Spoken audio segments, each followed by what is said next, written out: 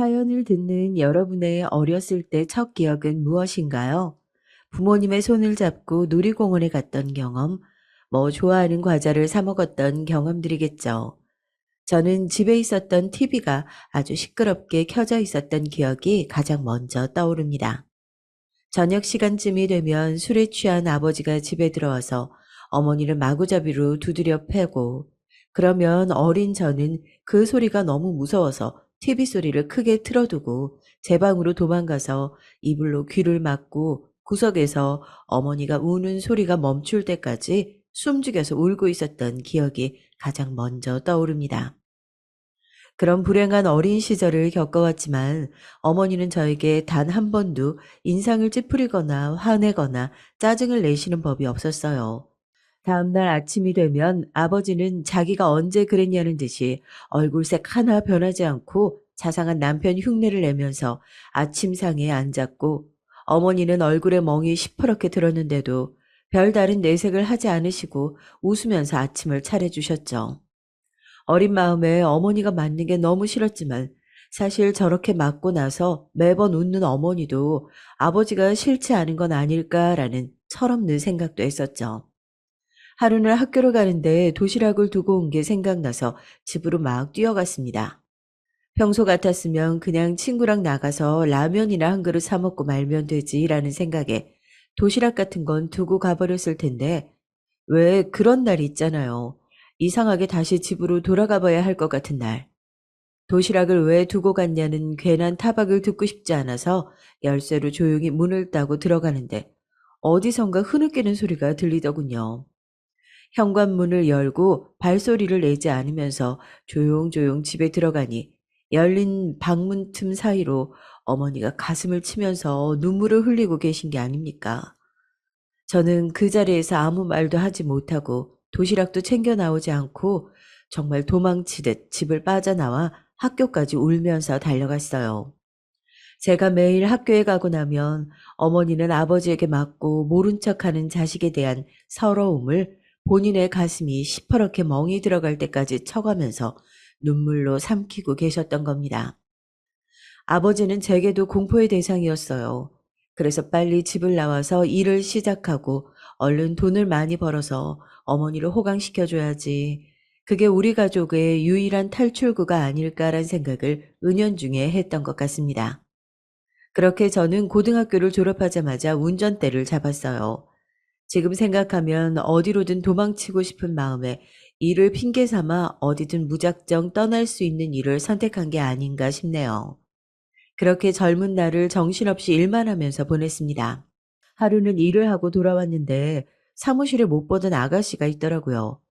새로운 격리구나. 며칠 또 출근하다가 못 버티고 관두겠다 싶어서 인사를 하는 둥 마는 둥 하고 지나쳤어요. 그렇게 한 달 또 3개월이 지나도 그 자리에서 묵묵히 일을 하는 모습을 보니 눈길이 가더라고요. 근데 미스 김은 왜 그렇게 표정이 없어? 아, 왜 밥 먹는데 귀찮게 하고 그래? 신경 쓰지 말고 식사해요.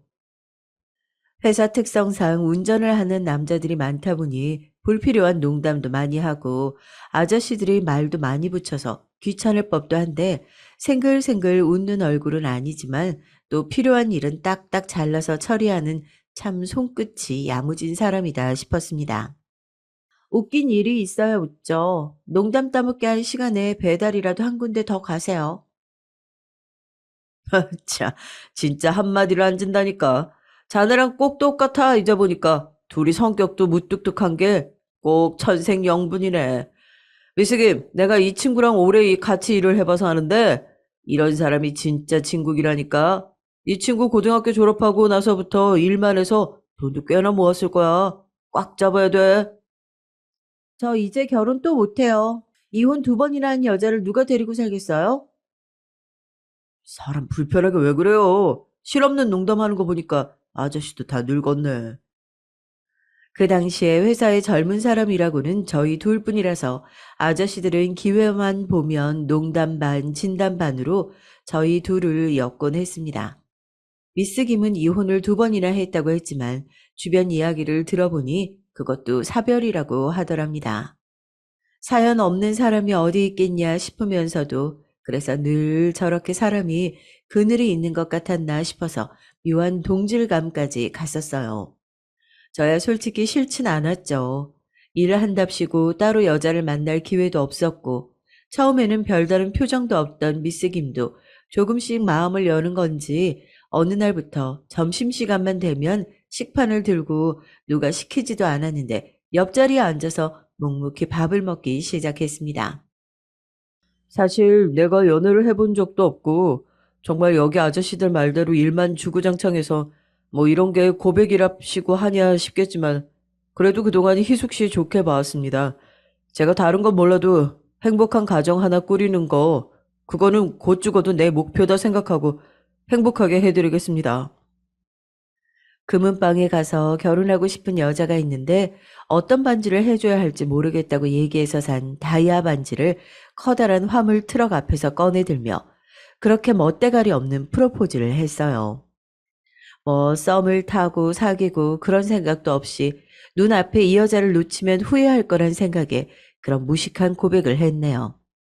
다행히 불도저 같은 제 무식함에 미스 김도 무표정을 풀고 처음으로 활짝 웃어 보였고 그해 4월 저희는 식을 올리고 부부로서 세상에 첫 발을 내딛게 됐습니다. 저는 아직도 저희 부모님을 참 존경하고 사랑하지만 한편으로 저희 부모님 같은 사람이 되지 말자고 다짐했어요. 그래서 결혼을 하게 된다면 절대 아내에게 큰 소리를 내거나 화내는 일은 없어야지 하고 다짐하고 또 다짐했었죠. 제가 죽어라 일을 하고 돈을 버는 이유는 단 하나 우리 엄마를 호강시켜주고 행복한 가정을 꾸리는 거 하나였으니까요. 불행인지 다행인지 행복한 가정으로 가는 길은 저를 빠르게 찾아왔습니다. 저희가 식을 올린 지 얼마 되지 않아서 남해로 배달을 가고 있는 도중 어머니에게 전화가 오더군요. 평소 제가 일하는 시간을 알고 계시고 운전 중에는 절대 전화를 하지 않으셨던 어머니였기에 무언가 좋지 않은 일임을 예감했어요. 어머니, 무슨 일이세요? 아, 아버지가 돌아가셨다. 제가 자라는 동안 제 손으로 아버지를 죽여버리고 싶다는 생각을 몇 번이나 했는지 상상도 못하실 겁니다. 그런데 그런 아버지가 돌아가셨다고 오열을 하며 말씀하시는 어머니는 어떤 마음이셨을까요? 저는 트럭을 갓기게 세우고 핸들에 머리를 박고 고속도로에서 소리를 질렀습니다. 장례식장에서 액자에 담긴 아버지의 사진을 보니 긴 시간 동안 제 마음속에 쌓여왔던 어머니에 대한 미안함과 후회, 그리고 아버지에 대한 원망이 그제서야 조금은 사그라드는 기분이 들더군요. 어머니는 상을 치르는 동안 몇 번이나 우시고 혼절하셨는지 모르겠어요. 아직도 아버지를 향한 어머니의 마음은 다 이해가 되지 않지만 갑작스럽게 아버지의 부고를 맞이하고 혼자 남겨진 어머니의 모습이 왜 이렇게 자꾸 쓸쓸해 보이던지요. 저는 음식을 나르고 있는 아내의 손을 잡아 끌고 상주 휴게소 공간으로 잠시 들어왔습니다. 고생이 많아. 이제 밖에 내가 볼 테니까 당신은 여기서 좀 쉬어. 아니야, 됐어. 장례식장을 뭐 한 달씩 하는 것도 아닌데. 어머님은? 방금 다녀왔는데 수액 맞고 이제 막 잠드신 것 같더라. 당신 잠깐 좀 앉아볼래? 앙상한 팔에 링거 바늘을 꽂고 누워있는 어머니의 모습을 바라보니 어렸을 적 당신의 가슴이 시퍼렇게 멍이 들 때까지 가슴을 치고 있었던 모습이 겹쳐 보이면서 눈물이 왈칵 쏟아지더군요. 아내를 상주 휴게실에 앉혀놓고 힘들게 이야기를 꺼냈습니다. 우리 상 끝나고 나면 당분간 어머니 좀 모시고 같이 지내자. 뭐? 갑자기 상의도 없이 그게 무슨 소리야? 난 싫어. 당신 싫은 거 나도 알아. 그래도 나도 이번 일은 내 고집 좀 부려야겠어. 당신도 나 어떻게 컸는지 알고 있잖아. 그동안 자식이라고 나 하나 있는 거 번듯하게 키워야겠다 개고생을 한 거 내가 모르는 것도 아니고 술만 마시고 들어오면 마누라한테 손 찍어 마는 남편 눈치 보면서 그 세월을 견뎠던 걸 내가 몰랐던 것도 아닌데 그 모른 척 해왔던 세월이 죄송스러워서 그래. 당신이 싫다고 해도 할 수 없어. 어머니가 이제 살아봤자 얼마나 더 살겠어. 내가 어머니 죽는 날까지 평생 모시고 살자는 것도 아니잖아.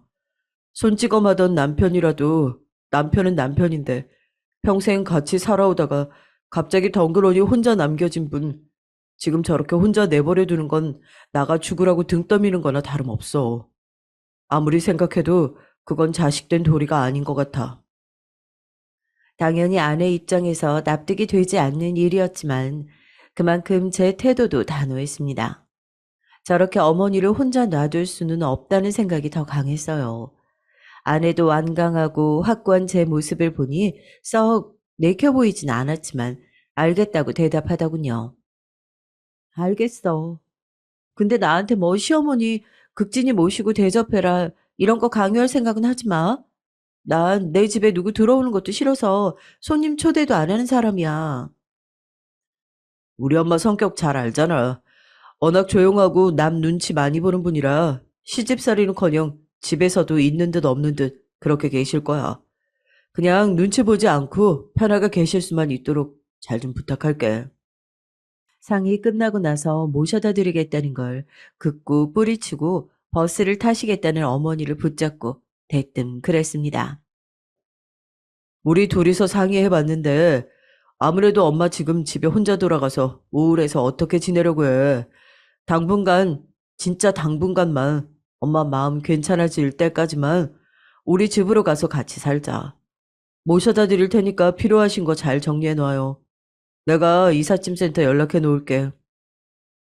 아유, 됐다. 아서라. 내가 어떻게 너네랑 같이 사니? 다 늙어서 부부 사이에 끼어서 패 끼칠 마음도 없다. 너희 아버지 죽었다고 내가 따라 죽기라도 할까봐 그러냐? 여태 둘이서 살았어도 혼자 산 거나 다름없었어. 이제서라도 혼자 왜 못 살겠냐, 내가. 걱정하지 말고 가봐라. 그게 우리가 마음이 아파서 그래. 이제 혼자 사는 것 같지 않게 살게 하고 싶어서 그래요, 우리가. 희숙 씨도 다 좋다고 한 일이니까 어머니랑 꼭 같이 지내고 싶다고. 그렇지, 여보? 어, 같이 가요, 어머니. 기필코 반대하는 어머니를 설득하고 또 설득했습니다. 정말 제 마음 편하자고 했던 거 아니냐고 물으시면, 네, 그것도 맞습니다. 이대로 또 어머니를 혼자 놔두면 정말 두 번이나 열린 문 틈을 봐놓고도 도망쳐버린 느낌이었으니까요. 그렇게 억지로 이삿짐 센터까지 보내 어머니의 짐을 챙겨 들어온 첫날, 일 끝나고 치킨 2마리를 사서 들어오는데 어찌나 발걸음이 가볍던 저. 문을 열고 들어가니 평소처럼 딱딱한 표정의 아내와 아직은 낯설고 불편해 보이는 어머니가 거실에서 함께 앉아 TV를 보고 있는 모습을 보며 저는 현관에서 눈물을 왈칵 쏟을 뻔했던 걸 겨우 참아냈습니다. 그렇게 세 식구가 둘러앉아 도란도란 이야기를 하며 치킨을 나누어 먹으면서 그동안 꿈꿔왔던 것들이 늦었지만 이렇게 하나 둘씩 이루어지는구나 하는 생각을 했었죠. 사랑하는 어머니, 사랑하는 아내, 행복한 가정, 그리고 둘이 보지 않을 때 남몰래 눈을 감고 짧게 기도를 했습니다. 제발 이 행복이 깨지지 않게 해달라고 말입니다. 어머니가 집에 들어오신 지도 어느새 한 달이라는 시간이 지나고 이제 슬슬 새로운 집에 적응하실 법도 한데 어딘지 계속 불편해 보이는 모습이 영 마음에 걸리더라고요. 아내가 거실에서 빨래를 개고 있는 동안 주방에서 돋보기에 안경을 쓰고 무언가를 쓰고 계시는 어머니 곁으로 슬쩍 다가가 넌지시 물어봤어요.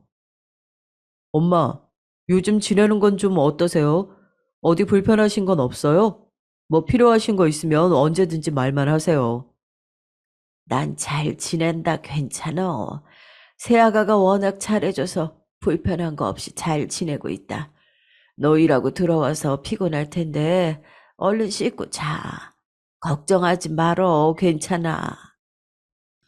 손사래까지 치시며 괜찮다고 말씀하시는 어머니의 표정이 좋지 않은 게 내심 마음에 걸렸지만 아무래도 아버지가 돌아가신 지 얼마 되지 않아 슬픔이 채 가시지 않아서 그러시는 거라는 생각이 들었습니다. 술만 마시면 어머니를 때리던 아버지였지만 그래도 함께 산 세월이 50년이 넘다 보니 한 달이라는 시간 동안 헤어짐을 받아들이기 쉽지 않으시겠거니 생각이 들었죠. 이것 또한 다 지나가는 과정이고 새로운 가족의 모습에 적응해 나가는 과정이다라고 말입니다. 우리 요즘 외식이 너무 뜸했나? 여보, 주말에 당신 좋아하는 장어 먹으러 가자. 어때? 간만에 우리 엄마 몸보신도 좀 하고. 주말 장어는 내가 제대로 쏠 테니까 다들 점심 굶고 기다리고 있어. 괜히 또 무거워진 것 같은 집안 분위기에 되려 허풍 섞인 농담을 던지면서 웃어 보였죠. 갑작스러운 제 말 한마디에 시어머니를 모시고 살고 있는 아내의 고충도 충분히 있을 거라고 생각해서 주말엔 제대로 점수를 따봐야겠다 하는 생각뿐이었습니다. 그렇게 그 주 주말 저희는 아내가 좋아하던 단골 장어집에 가게 됐어요. 여기 소금구이, 양념구이 1kg씩 먼저 주세요. 이 가게도 되게 오랜만에 와보네. 엄마, 내가 이렇다니까. 마누라가 장어 좋아하는 거 뻔히 알면서도 제대로 데려오지도 않았어. 앞으로는 내가 더 자주 모시고 올게. 그래, 아내한테 항상 잘해야지. 그렇게 웃으며 음식을 기다리고 있던 중에 밑반찬이 먼저 나오고 테이블에 자리가 부족해 어머니가 반찬 그릇을 정리하고 종업원에게 새 그릇을 건네봤다가 종업원이 손이 미끄러졌는지 저희 옆 테이블로 그릇이 시끄러운 소리를 내면서 떨어졌습니다. 그런데 갑자기 어머니가 불에 댄 것처럼 화들짝 놀라면서 자리에서 벌떡 일어나시더라고요. 아유, 엄마 왜 그래? 괜찮아? 죄송해요. 이것 좀 정리해 주시겠어요? 어머니는 아무것도 아니라며 자리에 앉았지만 여전히 저희 쪽 눈치를 보시면서 주먹이 하얘질 정도로 꼭 쥐고 계시더라고요. 괜찮다고 몇 번이나 말씀을 드렸는데도 정말 손까지 덜덜 떨어가면서 식은땀을 흘리시는 게 정말 많이 놀라신 눈치였습니다. 어머니, 괜찮으세요? 물 드세요. 그래, 고맙다. 미안하구나. 나 신경 쓰지 말고 어서 밥 먹어라. 아내가 건넨 물을 마시고 어머니도 어느 정도 진정되신 것 같았지만 여전히 장어는 먹는 둥 마는 둥 그렇게 작은 사고 때문에 외식이 기분 좋게 마무리되진 않았어요. 그런데 그 작은 사고는 정말 시작이었을 뿐이었을까요? 그날부터 어머니는 행동이 조금씩 이상해지는 것이 눈에 띄게 보이기 시작했습니다. 처음엔 단순한 건망증 정도로 생각했어요. 하루는 소일거리처럼 동네 김장일을 도와주신다고 출근길에 같이 나가자는 말씀을 하시더라고요. 어머니가 평소에 아침을 잘 안 드시는 편이라 저는 먼저 아내가 차려준 아침을 먹고 거실에서 어머니를 기다리고 있는데 김장 갈 채비를 하고 나온 어머니가 양말을 짝짝이로 신고 나오시더라고요. 엄마, 양말이 짝짝인데? 아이고, 머니나, 내 정신 좀 봐. 아유, 요즘 이렇게 내가 자꾸 깜빡깜빡 한다니까. 잠시만 기다려라. 내 금방 갈아 신고 나오마. 우리 엄마도 이제 늙긴 늙나 보네. 먼저 내려가서 차에 시동 걸어놓고 있을 테니까 천천히 하고 내려오세요. 그뿐만이 아니었습니다. 오랜만에 평일에 휴무를 받아 세 식구가 집에서 평화롭게 시간을 보내고 있던 어느 날은 어머니가 갑자기 요한 마트에서 저녁거리라도 사오시겠다면서 장을 보러 가실 준비를 하시더라고요. 나도 그럼 오랜만에 엄마 따라서 마트나 같이 가볼까? 됐다. 요한 마트 5분이면 갈걸.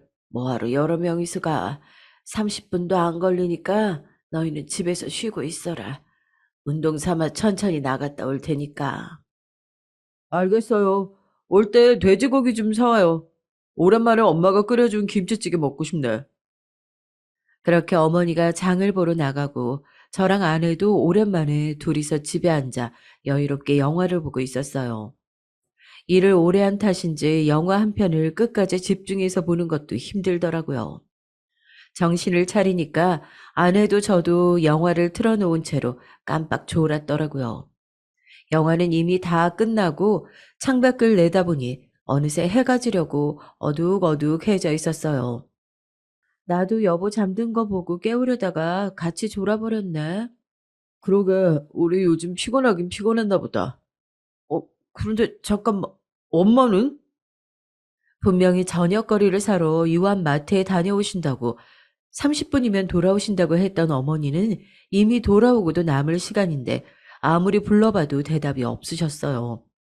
현관 신발장을 보니 아직 들어오지도 않으셨더라고요. 순간 무서운 생각이 들어 핸드폰을 열어봤지만 따로 온 연락은 없었습니다. 아, 진짜 내가 같이 안 가봐도 괜찮아? 야, 휴대폰 배터리도 다 드신 것 같고, 그 사이에 집에 오실 수도 있으니까 당신 집에 있어. 어디 멀리 가진 않으셨겠지. 내가 이 앞에만 금방 둘러보고 올게. 아무래도 무슨 일이 있겠구나 싶어서 저도 놀라 겉옷을 대충 걸치고 대문을 열어젖혔습니다. 그런데 대문 옆에 그 추운 복도에서 어머니가 쪼그려 앉아 있다가 제가 튀어나오는 걸 놀란 눈으로 쳐다보시는 게 아니겠어요? 엄마, 엄마가 왜 여기에?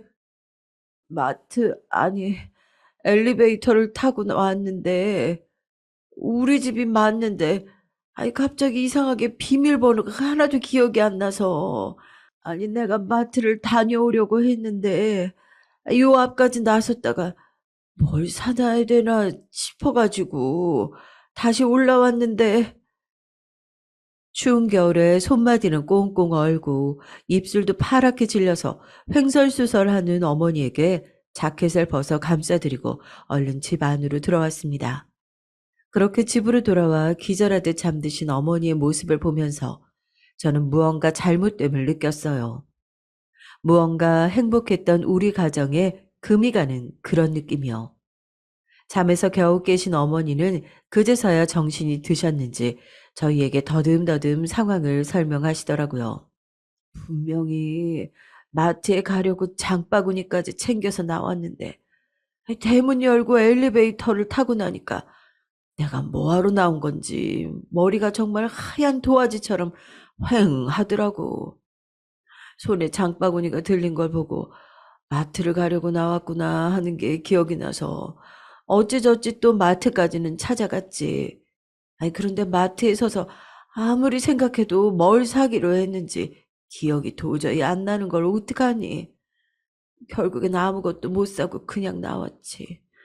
아유, 그렇게 아파트 단지에 들어서서 엘리베이터를 타고 집 문 앞까지 아무 생각 없이 걸어는 왔는데 문 앞에 서니까 정말 귀신같이 또 머리가 하얗게 지워지더라.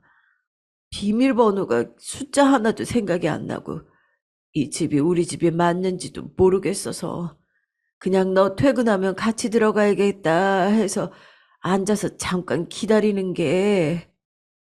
엄마, 그게 무슨 말씀이야? 일 쉬는 날이라서 집에서 나가지도 않았는데, 무슨 퇴근하는 나를 기다려. 그러니까 말이다. 참 이상하지. 참 이상해. 아이, 머리가 어떻게 된 건지 모르겠다. 다시 잠든 어머니를 뒤로하고 저희 부부는 그날 밤새 이야기를 나누었습니다. 인정하긴 싫었지만 아무래도 치매가 의심되는 어머니의 행동을 보면서 저는 처음으로 아내에게 눈물을 쏟아냈어요. 하지만 마음 한편으로는 그래도 아닐 거다, 아닐 수도 있다, 신락 같은 희망을 품고 있었습니다. 그렇지만 저희 어머니의 치매를 확신하게 된 계기는 따로 있었어요. 평소와 다름없이 세 식구가 모여서 저녁을 먹고 있던 어느 날이었습니다. 어머니는 그날 그 일이 있었던 이후로 저희 얘기에 따라서 외출을 최대한 자제하고 계셨어요. 말이나 행동이 눈에 띄게 느려지긴 하셨지만 그래도 평소랑 다름없이 정상적으로 의사소통도 됐었고요. 그날따라 어머니가 좋아하는 반찬이 식탁에 많이 올라와 있어서 평소보다 밥도 잘 드시는 것 같아 마음이 놓였습니다. 그렇게 한참을 식사를 하던 도중 아무래도 밥을 더 먹어야겠다며 밥그릇을 들고 자리에서 일어나시던 어머니가 식탁을 잘못 건드려서 숟가락과 젓가락이 요란한 소리를 내면서 식탁 아래로 떨어졌어요. 놔도 됐어요. 내가 아이고, 아유, 내가 잘못했습니다. 무조건 내가 잘못했습니다. 한 번만 봐주세요. 아이고, 아이고. 어머니가 떨어뜨린 숟가락과 젓가락을 줍기 위해 몸을 숙인 아내의 앞에 어머니가 대뜸 무릎을 꿇고 납작 엎드리는 것 아니겠습니까? 아내도 너무 놀라 아무 말도 하지 못하고 벙쪄서 눈만 끔뻑끔뻑 뜨고 있는데 그 뒤에 어머니 입에서 나온 이야기는 더욱 충격적이었어요. 아이고, 때리지 말아주세요. 영광 씨, 아이고, 잘못했습니다. 내가 잘못했어요. 한 번만 봐주세요. 내가 멍청해서 그럽니다. 내가 못 배워서 그럽니다. 어머니의 입에서 나온 이름은 얼마 전에 돌아가신 아버지 이름이었습니다. 어머니는 아내의 다리를 붙잡고 돌아가신 아버지의 이름을 말하면서 울면서 손을 모아 싹싹 빌질 않나. 금방이라도 누가 손을 들어 어머니를 때리기라도 할 것처럼 팔을 들어 온몸을 웅크리며 소리를 지르더군요. 저는 비참함에 억장이 무너졌어요. 그렇게 외면해 왔는데 치매라는 병이 의심에서 확신으로 다가오는 순간이었습니다. 식탁 밑에서 몸을 웅크리고 덜덜 떨고 있는 어머니를 모셔다가 방에 눕혀드리고 저는 앞으로 어떻게 하면 좋을지 거실에서 밤새 뜬 눈으로 고민했어요. 그날 아침 집안에 일이 생겨 오늘은 출근을 하기 어려울 것 같다는 이야기를 대표님과 나누고 저는 아내와 함께 어머니를 모시고 대학병원으로 달려갔습니다. 단순한 검사임에도 불구하고 대기가 3개월이나 걸린다는 얘기를 듣고 간단한 인지검사면 보건소에서도 가능하니 우선 보건소에 가서 인지검사를 받아보는 게 좋다는 이야기를 하더군요. 그동안 눈치채지 못했지만 어머니의 상태가 하루가 다르게 안 좋아지고 있었다는 것을 생각하니 하루라도 빨리 조치를 취하겠다는 생각뿐이었습니다. 바로 보건소에 찾아가 인지검사를 진행했죠. 검사를 위해 잠시 대기를 하고 있는 중에도 어머니는 한치도 가만히 계시지 못하고 4~5살 아이처럼 보건소 구석구석을 돌아다니셨어요. 결과는 예상했던 대로 치매. 더군다나 상태의 정도를 보았을 때 검사를 더 해봐야 알겠지만 어느 정도 진행이 많이 되어 있는 상태 같다는 이야기를 하더군요. 정말 마음이 와르르 무너졌습니다. 의사를 앞에 두고 머리를 감싸쥐고 오열을 했어요. 이제야 제대로 돈도 벌고 더 이상 손찌검을 할 아버지도 없어졌는데 이제야 제대로 아들 노릇을 좀 해보고 싶은데 하느님은 왜 이리도 무심하신 건지요. 치매가 어느 정도 진행이 많이 된 것 같다는 의사의 소견에도 어머니는 그저 웃으면서 우리 이제 밥 먹으러 갈까 하시면서 우는 제 어깨를 토닥토닥 두드려 주셨습니다. 그런 어머니 앞에서 저는 마치 다시 어린아이가 된 것처럼 엉엉 눈물만 흘릴 뿐이었죠. 명절을 앞두고 물류량이 갑자기 늘어난 상태라 자리를 오래 비울 수 없던 터라서 어머니의 상태가 걱정되긴 했지만 출근을 마냥 미룰 수 있는 상태도 아니었어요. 더군다나 이번에는 장거리 운전으로 못해도 3일간은 집을 비워야 하는 상태라 더더욱 걱정이 됐죠. 어머니 상태도 이런데 오래 집을 비워서 당신한테 미안하네. 입원하는 게 좋을지 어떨지 다녀와서 다시 얘기해보자. 당신만 마냥 힘들게 할 수 없는 노릇이잖아. 나 집 비우는 동안만 우리 엄마 좀 잘 부탁할게. 알겠어. 걱정하지 말고 다녀와. 집을 떠난 3일 내내 전화를 통해 아내에게 전달받는 어머니의 증상은 더욱 심해졌습니다. 말 없이 집을 나가서 하루 종일 찾으러 돌아다녔는데 결국 경찰서에서 연락을 받고 어머님을 찾으러 갔다는 아내의 한숨 섞인 이야기부터 경비실에 잠깐 다녀올 일이 있어서 어디 가시면 안 된다. 안방에 어머님을 놔두고 잠시 나갔다 왔더니 언제 나오셔서 그랬는지 몰라도 화장실에 물을 켜놓고 서서 본인도 쫄딱 젖으시고 욕실을 온통 물바다로 만들어놨다는 이야기까지. 3일 내내 핸들을 붙들고 있지만 정말 일이 손에 잡히지가 않더라고요. 그렇게 업것 같은 3일이 지나고 급하게 다시 돌아간 집. 행여나 그 사이에 어머니의 상태가 더 나빠지진 않았을까 걱정되어 현관을 열자마자 어머니는 환하게 웃으면서 저를 맞아주셨습니다. 걱정이 가득했던 터라 달려가서 어머니를 와락 끌어안았는데 발바닥으로 축축한 게 느껴지더라고요. 그리고 이내 퍼지는 오줌 지린내에 저는 또 한 번 어머니를 붙잡고 울었습니다. 왜 자꾸 이렇게 가혹한 시련이 우리 가족한테만 찾아오는 걸까 하고요. 아내는 저를 조용히 불러서 안방으로 들어오더니 한숨을 푹 쉬면서 이야기를 하더군요. 어머니 증상이 날이 갈수록 심해져. 나도 어머니가 걱정이 안 됐던 건 아닌데 치매 노인을 모시는 건 제대로 된 간병인들이 케어해도 될까 말까 한 문제야. 이건 우리가 할 수 있는 일이 아닌 것 같아, 여보. 그래서 말인데 어머님을 요양원에 모시는 게 어떨까 하고. 힘든 일일 거 아는데 나도 더 이상은 도저히 못하겠어. 당신이 그랬던 것처럼 이번 일은 나도 내 고집 좀 부릴게.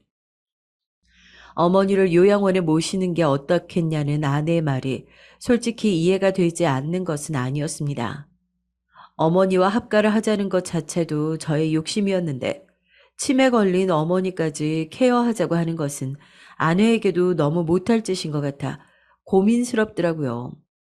아내에게는 조금만 시간을 달라고 이야기했지만 일을 하는 틈틈이 치매 노인이 가기에 좋은 요양원들을 아름아름 알아봤습니다. 그리고 한 달이 지나지 않아 집과는 1시간 거리에 떨어진 외곽 쪽 요양원에 어머니를 입소시키게 됐어요. 처음에는 요양원에 어머니를 입소시킨다는 것 자체가 자식으로서 못할 짓 같고 괴로웠지만 오히려 이렇게 공기 좋고 물 좋은 곳에서 전문가들 케어받으면서 지내다 보면 어머니 건강도 더 좋아지지 않겠냐고 위로하는 아내의 말에 조금은 마음이 가벼워지는 것 같기도 하더군요. 그렇게 저희는 요양원에 어머니를 맡겨두고 처음에는 일주일에 한 번, 그러다 보름에 한 번, 점차 제 일이 바쁘다는 핑계로 한 달에 2번 정도 어머니를 찾아뵙게 되었습니다. 갈 때마다 어머니의 상태는 점점 더 심각해지는 것 같았어요. 저는 겨우 알아보시는 것 같았지만 며느리 얼굴만 보면 소리를 지르고 물건을 집어던지는 통에 아내는 몇 달 동안 요양원 문 앞에 들어가지도 못하고 차에서 기다리곤 했죠. 그렇게 어머니의 상태가 더 나빠지기도 좋아지지도 않고 저희도 그런 어머니를 요양원에 맡겨두고 찾아가는 것이 일종의 의무감처럼 느껴지던 어느 날 요양원에서 한 통의 연락을 받았습니다. 어머니가 돌아가셨다고요. 사인은 심근경색이랍니다.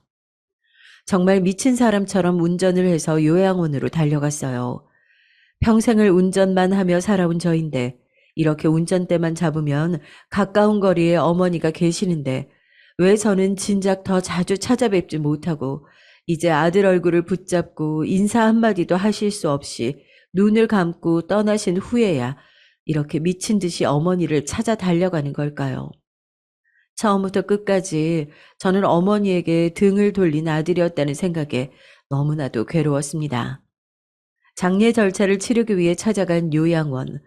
허망한 마음에 눈물 범벅이 된 저는 어머니의 침대 곁에 서서 말없이 고개를 숙이고 있고 저 대신 아내가 바쁘게 장례식장을 안내받고 어머니의 유류품들을 전달받고 있었어요.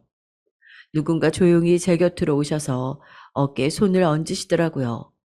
저희 어머니가 돌아가시기 직전까지 곁에 계셨던 요양보호사님이셨습니다. 아드님 맞으시죠? 잠깐 밖으로 나오셔서 저랑 이야기 좀 하시죠. 요양보호사님은 복도를 빠져나오는 내내 뒤를 돌아보시더니 요양원 밖에 인적이 드문 공터로 가서 저에게 반듯하게 접힌 종이 조각과 작은 수첩 한 권을 건네주셨습니다. 어머님이 생전에 혹시라도 본인이 잘못되시면 찾아온 아들한테 꼭 전해달라고 저한테 미리 전해주셨던 유서예요. 주변 사람들이 보지 못하게 꼭 아들한테만 전해달라고 하셔서 이렇게 불러서 전해드려요. 어머님이 생전에 얼마나 선하고 천사 같으셨는지 저도 마지막 가시는 길에 이런 부탁이라도 꼭 들어드리고 싶었네요. 치매에 걸린 이후 글자는커녕 사람들을 알아보는 것조차 힘드셨던 어머니인데 유서를 작성하셨다는 말이 믿기지 않았지만 저는 요양보호사님이 자리를 뜨자마자 벤치에 앉아 종이를 펼쳐 읽기 시작했습니다. 유설하기엔 편지와 같아 보이는 두툼한 종이에는 정말 믿기지 않는 내용들이 적혀 있었어요. 아들아 보아라. 네가 이 글을 읽고 있을 때쯤이면 아마 내가 세상에 없을 때겠구나. 나는 오랜 세월 동안 매를 맞으면서 살아왔어. 젊었을 땐 우리 아버지에게, 커서는 내 남편에게. 그래서 나는 아들을 낳았을 때 콱 목을 졸라 죽여버릴까 고민도 했었다. 네가 내 아버지나 남편 같은 사람처럼 자랄까봐 걱정이 돼서. 잘 자라주어서 너무 고맙고 더 바랄 게 없었다. 그래서 너한테만큼은 상처를 주고 싶지 않았단다. 매를 맞고 자라온 사람을 귀신같이 알아보는 건지 네가 일을 나가고 나면 며느리는 매일같이 힘없고 늙은 노인을 죽일 듯이 패기 시작했다. 나만 입 다물고 나만 조용히 하면 끝날 일일 거라 생각했다. 나는 여태 맞으면서도 잘 살아왔으니까. 그런데 평생을 따라온 이 매질이 정말 내가 죽지 않으면 끝나지 않을 수도 있겠구나 하는 생각이 들더구나. 며느리가 너무 무서웠다. 그래서 도망쳤다. 요양원에 들어온 이후로 아마 내 삶이 끝나는 날까지 나는 치매 노인 흉내를 내면서 편안하게 이곳에 있다가 한다. 걱정하지 말아라. 네가 있어 엄마 인생 행복했다. 늘 곁에 있는 사람을 조심해라. 사랑한다. 치매에 걸린 노인이 썼다고는 믿기지 않을 정도로 반듯하게 써있는 글씨에 저는 그제서야 상황 판단이 되었습니다. 제가 일을 한답시고 자리를 비운 동안 제 아내가 매일같이 어머니에게 폭력을 휘둘렀고 어머니는 차마 그 일을 저에게 말하지 못해서 그 매질을 견디다 결국 본인 스스로 치매 노인 흉내를 내서 요양원으로 도망가신 거라는 것을요. 어머니의 눈물 젖은 유서를 확인하고 저는 당장이라도 바깥으로 나가 아내의 뺨을 후려치고 싶었지만 당시에는 어머니가 치매를 연기하고 계실 것이라곤 상상하지 못했기에 확실한 증거를 잡을 때까지 아내를 좀 더 지켜보기로 결심했습니다. 대체 아내가 왜 그랬을까요? 단순히 어머니를 돌보기 싫다는 이유로 그런 악행을 저지르기엔 무언가 앞뒤가 맞지 않는 느낌이기도 했어요. 어머니가 돌아가신 이후 지독한 불면증이 저를 찾아왔습니다. 병원에 가서 약을 처방받았지만 식이초침이 지나가는 소리까지 선명하고 생생하게 들릴 정도로 신경이 예민해지더군요. 제가 아내에 대해 이상한 낌새를 느끼기 시작한 것은 불면증으로 찢어질 것 같은 두통이 찾아왔던 어느 날이었습니다. 그날 저녁도 말없이 아내와 식사를 마치고 이른 저녁 잠자리에 들게 됐어요. 요즘 잠을 너무 못 자는 거 아니에요? 병원에서 처방받은 수면제는 먹었어요? 먹었어. 약 기운 때문인지 잠이 쏟아지네. 먼저 잘게.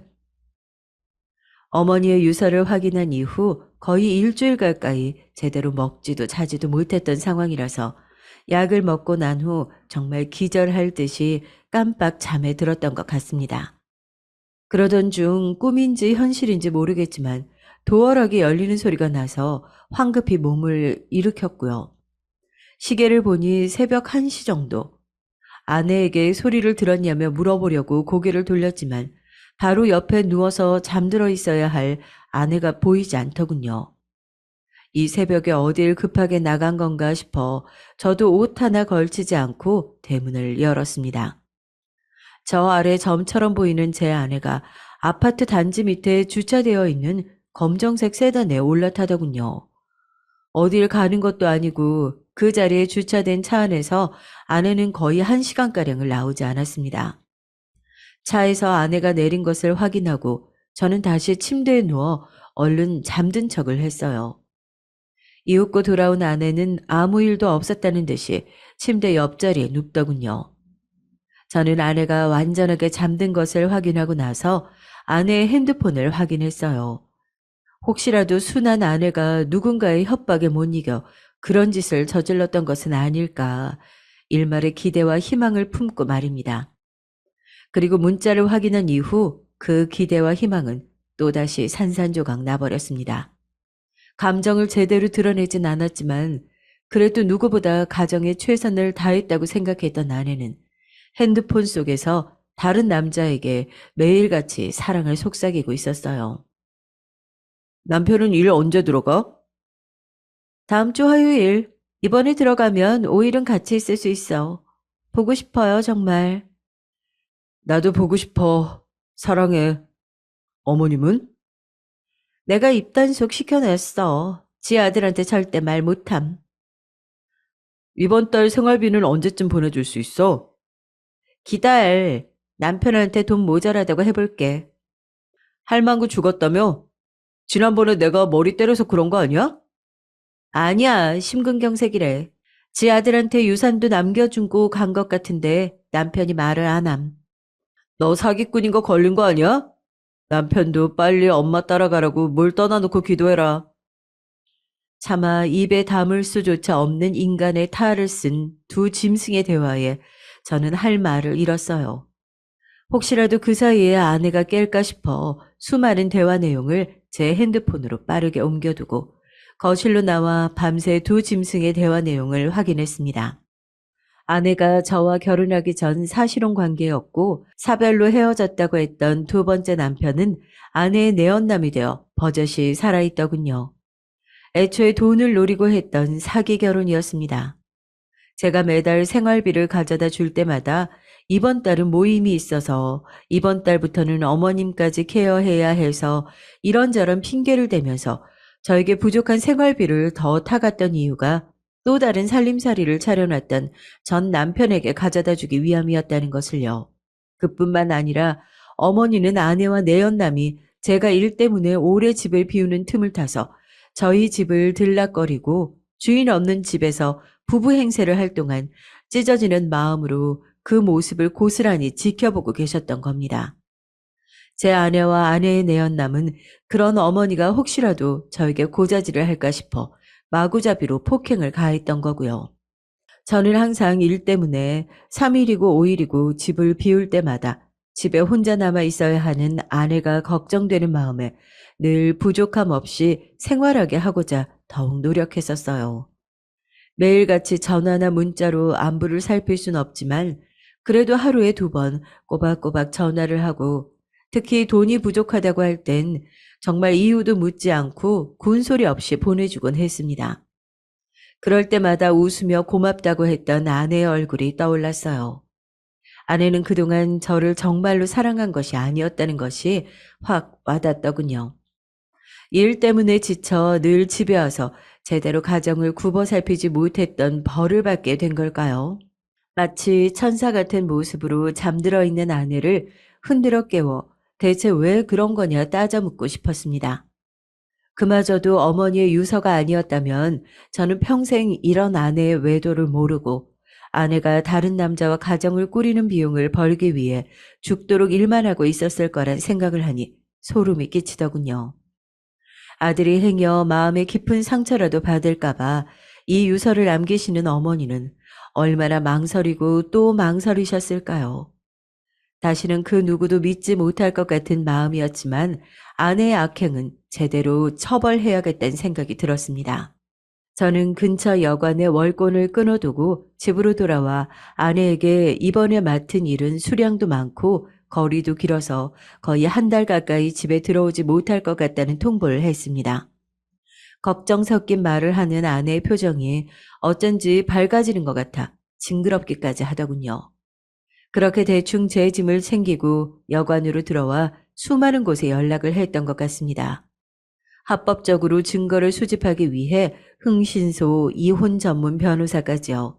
그렇게 아내가 제가 일을 나갔다고 철석같이 믿는 동안 아내의 외도 증거, 거짓 혼인 증거를 하나둘씩 모으고 고소장을 작성하기 시작했어요. 사기죄부터 시작해서 혼인 무효 소송까지 아내와의 짧았던 인연을 정리하기 위한 모든 준비를 마치고 나서 마지막으로 준비했던 계획을 실행하기 위해 아내의 고향집에 갔어요. 장인어른과 장모님은 아내의 짐승 같은 행동은 전혀 예상하지 못하신 것처럼 갑자기 찾아온 사위를 따뜻하게 맞아주셨죠. 순간 저도 양심의 가책이 느껴졌지만 돌아가신 어머니의 얼굴이 아른거리며 마음을 다잡았습니다. 아니, 자네가 여기까지는 어쩐 일인가? 잘 왔네, 잘 왔어. 근처에 일을 하러 왔다가 오랜만에 장인어른 장모님 생각나서 왔습니다. 그렇게 같이 저녁을 먹고 거실에 둘러앉아 과일을 나눠 먹다 제가 먼저 이야기를 꺼내게 됐죠. 제가 아무래도 어머니 그렇게 떠나보내고 나서 마음이 많이 헛헛한가 봅니다. 장인어른 장모님 괜찮으시면 저희 집에서 시간도 좀 보내고 했으면 좋겠는데 희숙 씨도 그러라고 했고요. 장인어른과 장모님은 어머님을 떠나보내고 괴로워하는 제 모습이 짠하셨는지 그게 김서방 마음 편해지는 길이라면 이틀이든 3일이든 있어주시겠다고 하시더군요. 그렇게 간단히 짐을 싸신 장인어른 장모님을 모시고 저는 아내와 아마도 내연남이 함께 뒹굴고 있을 저희 집으로 향했습니다. 아파트 복도에 다다르니 정말 심장이 터질 것처럼 뛰더군요. 이게 옳은 선택인지 아닌지 수백 수천 번을 고민했던 것 같습니다. 그렇지만 저희 어머니 눈에 피눈물 나게 했던 만큼 저 역시 아내의 부모님에게 똑같이 돌려주고 싶더군요. 아무것도 모른 채 웃으면서 진 가방을 들고 계시는 장인어른과 장모님을 뒤로하고 저는 도어락을 열어 비밀번호를 빠르게 눌렀어요. 불을 켜면 바퀴벌레가 도망가는 것처럼 집안에서 다급한 소리가 들리더군요. 현관엔 아니나 다를까 처음 보는 신발 2쌍, 거실은 술병에 음식물 쓰레기에 그야말로 난장판이 따로 없었습니다. 장인어른과 장모님도 집안 꼴을 보시더니 무언가 잘못됨을 직감하셨는지 가방을 떨구시곤 아무 말씀도 없으시더라고요. 저는 망설임 없이 안방으로 다가가 문을 활짝 열어 젖혔습니다. 깨악하는 비명과 함께 방금까지 침대 위에서 뒹굴고 있었던 것처럼 보이는 남녀가 이불로 몸만 겨우 가리고 머리는 산발이 되어 저희 쪽을 바라보더군요.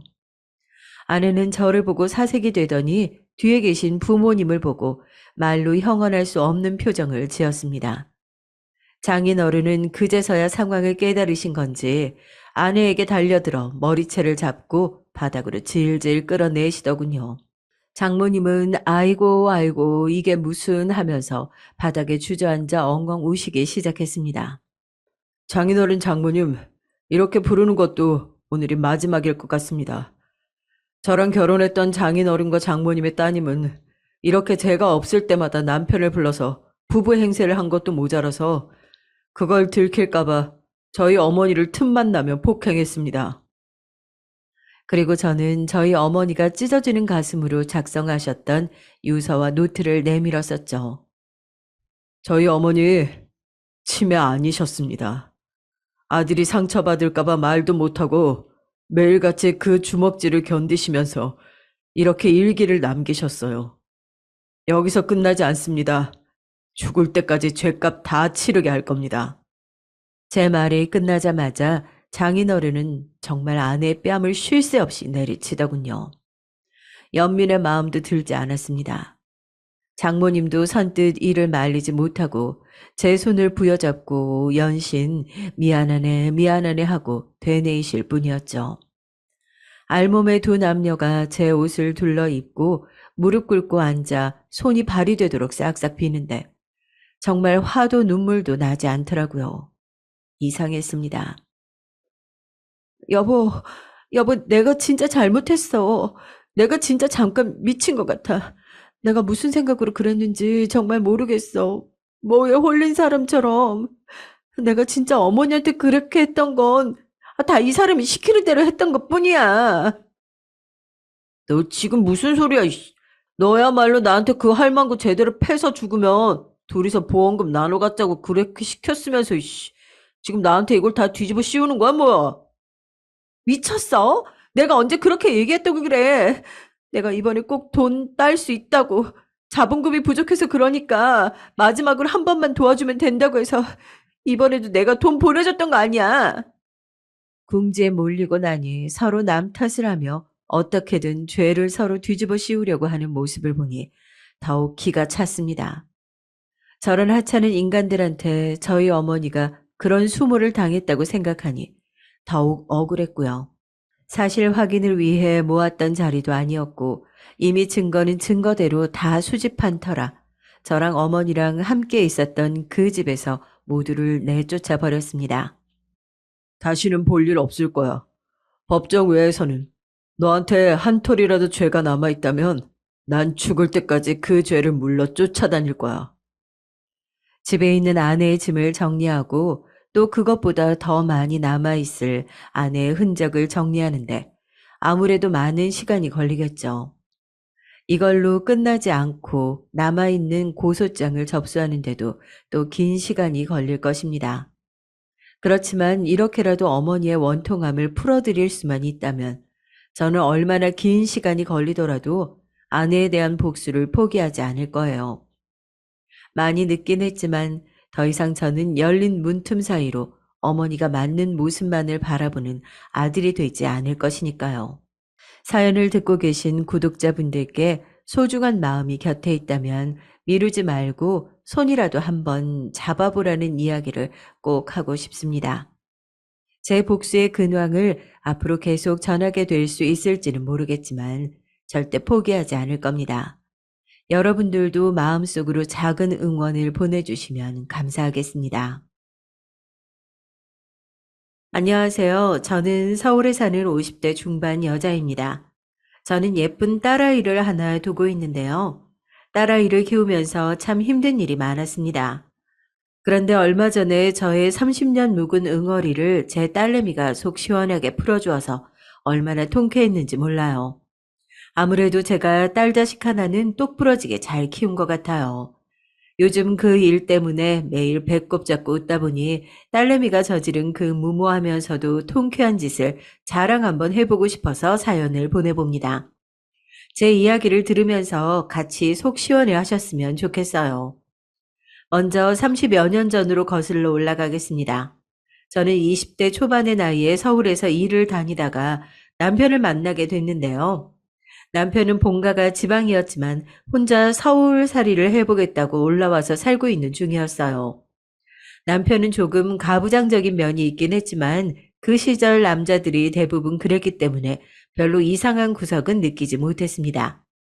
저는 저에게 적극적으로 대시하는 남편에게 푹 빠져버렸죠. 그런데 시부모님이 저를 안 좋아하셨기 때문에 결혼을 허락받기까지 굉장히 힘들었어요. 시부모님은 지방에서 큰 고깃집을 운영하고 계셔서 집안이 좀 부유한 편이었는데 저는 친정 부모님이 두 분 다 안 계셨고 모은 돈도 없었기 때문에 마음이 안 드셨던 거죠. 아니, 집안 기울고 돈 없는 애를 데려다가 어떻게 살겠다는 거야? 안 된다. 절대 안 돼. 우리가 널 어떻게 키웠는데? 어머니, 아버지, 이번만은 제 뜻 따라주세요. 안 된다고. 부모 반대하는 결혼은 네가 키워야 하겠다는 거야. 볼 거 없는 애한테 가서 무슨 고생을 하려고. 남편은 처음에 결혼을 반대하시는 시부모님 등살에 휘둘리는 듯 하더니 얼마 못 가 다시 고집을 피우는 바람에 결국 결혼을 허락받게 됐습니다. 다만 조건이 있었죠. 저랑 남편 모두 다 서울에서 다니던 직장을 그만두고 시부모님이 계시는 지방으로 내려와 식당 일을 도우라는 조건이었어요. 저는 그 지역에 연고도 하나 없었지만 남편 하나 믿고 내려가게 됐습니다. 그리고 결혼 후 얼마 지나지 않아 저는 임신을 하게 됐어요. 임신한 몸인데도 불구하고 시어머니의 시집살이는 정말 상상도 못할 수준이었습니다. 새벽 일찍부터 시부모님이 운영하시는 고깃집으로 출근해서 재료를 손질하고 식기를 정리하고 반찬을 준비하는 등 해야 할 일이 산더미였어요. 직원들이 있긴 했지만 워낙 장사가 잘 되다 보니 일손이 많이 모자라더라고요. 어머님은 저를 마치 하인 부리듯이 부리셨습니다. 예, 빨리 해라. 왜 이렇게 굶뜨냐? 네, 어머니 금방 가요. 저리 굶뜨니 집에서 우리의 밥은 제대로 챙겨줄지. 입덧이 심해 음식 냄새만 맡아도 헛구역질에 올라오는 상태에서도 갈비탕용 고기를 손질하고 손님상의 갈비를 구워야 했어요. 고기 비린내에 손님 앞에서 구토를 할 뻔한 적도 여러 번 있었지만 식당 한켠에 서서 저를 매섭게 노려보고 계시는 어머님 때문에 속으로 삼키느라 얼마나 힘들었는지 모르겠습니다. 그리고 불판을 닦는 일은 보통 남자들이 하는데 어머님은 저한테도 시키더라고요. 쪼그려 앉는 게 힘들어서 잠깐 엉덩이를 들거나 팔이 너무 아파 속도가 조금이라도 느려지면 가차없이 불호령이 내렸습니다. 게을러 터진 거사 언제까지 닦을 셈이야? 네 게으름 때문에 장사 망하면 네가 책임질 거야? 응? 아유 답답해 답답해. 널 보면 내 속이 답답해. 죄송합니다 어머니. 제가 잘하려고 하는데. 잔말 말고 빨리 해. 그 변명할 시간에 하겠다. 그리고 저는 20대 초반 그 어린 나이에 호랑이 같은 어머님이 너무 무서워서 시키는 대로 할 수밖에 없었어요. 매일매일 식당 영업이 끝나는 그 시간까지 고된 노동이 이어졌습니다.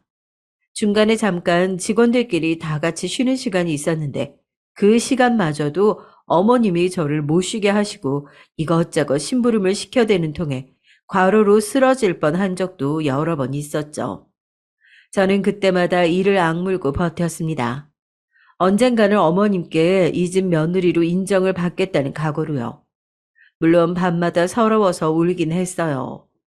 운다고 달라지는 건 없더군요. 식당 영업이 끝나고 집에 돌아오면 쌓인 집안일을 하느라고 쉴 수가 없었어요. 집안일은 모두 제 차지였기 때문에 쌓인 집안일까지 모두 하고 잠에 들면 겨우 3시간 남짓 자고 다시 식당에 출근해야 했습니다. 남편은 안 도와줬냐고요? 말도 마세요. 남편은 연애할 땐 몰랐는데 알고 보니 곱게 자란 도련님의 마마 보이더라고요. 외동아들이라고 워낙 아끼는 탓에 손에 물 한 번 묻혀본 적 없었고 식당에서도 지배인이라면서 카운터에 서서 손님들한테 인사나 하고 계산이나 하는 쉬운 일만 했습니다. 제가 너무 힘들다고 남편한테 하소연을 해봤지만 워낙 마마보이라 지 엄마 편만 들더라고요. 당신도 우리 엄마 성격 알고 결혼한 거잖아. 뭐 모르고 했어? 그리고 엄마 조금 야단칠 수도 있지. 어른이 하는 말을 왜 고깝게 받아들여? 보니까 엄마가 배려도 많이 해주는 것 같지만 조금만 참어. 당신이 원래 시어머니 시집살이는 어느 집이든 있는 거잖아. 그리고 몇 달이 흘러 배가 점점 불러서 숨도 차고 거동이 불편했는데도 어머님은 계속해서 저에게 일을 시키셨어요. 배부른 몸으로 식당에서 음식을 나르고 고기를 굽고 있으면 오히려 손님들이 더 안쓰러워하시곤 했죠. 그러면 어머님은 손님들에게 원래 임신했을 때 움직이고 해야 애가 쑥쑥 잘 나온다니까요. 아유, 그리고 애가 워낙 튼튼하니 걱정 안 해도 돼요. 라고 하시곤 했죠. 그러고선 뒤에 가서 저한테 너만 애뱉냐면 유난 떨지 말라고 구박을 하셨습니다. 특히 제일 심하게 구박하셨던 건 아들 못 낳으면 쫓겨날 각오하라는 구박이었죠. 남편이 외동아들이다 보니 대를 이어야 한다면서 정말 임신 기간 동안 몇 번을 윽박 지르셨는지 몰라요. 넌 아들 낳기 전까진 우리 집 며느리로 인정받을 생각일랑 하지 말어라. 네가 가진 게 있냐 뭐가 있냐. 아들도 못 낳은 년이 이 집 개보다 못한 년이야. 알아들었어? 저는 그런 말을 들을 때마다 혹시나 뱃속 아이가 딸일까봐 초조해서 견딜 수가 없었어요. 아들 낳는 게 제 맘대로 되는 것도 아닌데 혹시나 영원히 이 집 며느리로 인정받지 못할까봐 매일 마음을 졸였습니다. 그리고 밤마다 뱃속의 아이에게 울면서 사과했어요. 아가야, 나는 네가 딸이어도 좋고 아들이어도 좋은데 어쩔 수 없이 자꾸 아들이길 바라는 게 되는 못난 엄마라서 너무너무 미안해. 제가 배를 어루만지면서 속삭이면 뱃속의 아이는 말을 알아듣기라도 한 듯 배를 발로 차거나 꾸물거리곤 했죠. 그럼 저는 눈물을 닦고 마음을 다시 추스렸어요. 그런 저의 곁에는 제 편이 한 명도 없었기 때문에 매일 혼자 마음을 굳게 먹고 스스로를 위로해야만 했습니다. 남편마저 어머님 편이니 얘기할 사람이 없어서 더 답답하더라고요. 그래서 저는 임신 6개월쯤부터 일기를 쓰기 시작했습니다. 오늘 하루 동안 서러웠던 일, 힘들었던 일들을 일기장에 또박또박 적다 보면 하루 동안 쌓인 한이 제 마음속에서 빠져나가 일기장에 차곡차곡 쌓이는 느낌이었죠. 이렇게라도 마음속에 있는 이야기를 꺼낼 수 있게 되니 조금은 해소가 되더라고요. 일기장은 혹시나 누가 볼까봐 결혼할 때 가져온 제 짐 속에 숨겨두었습니다.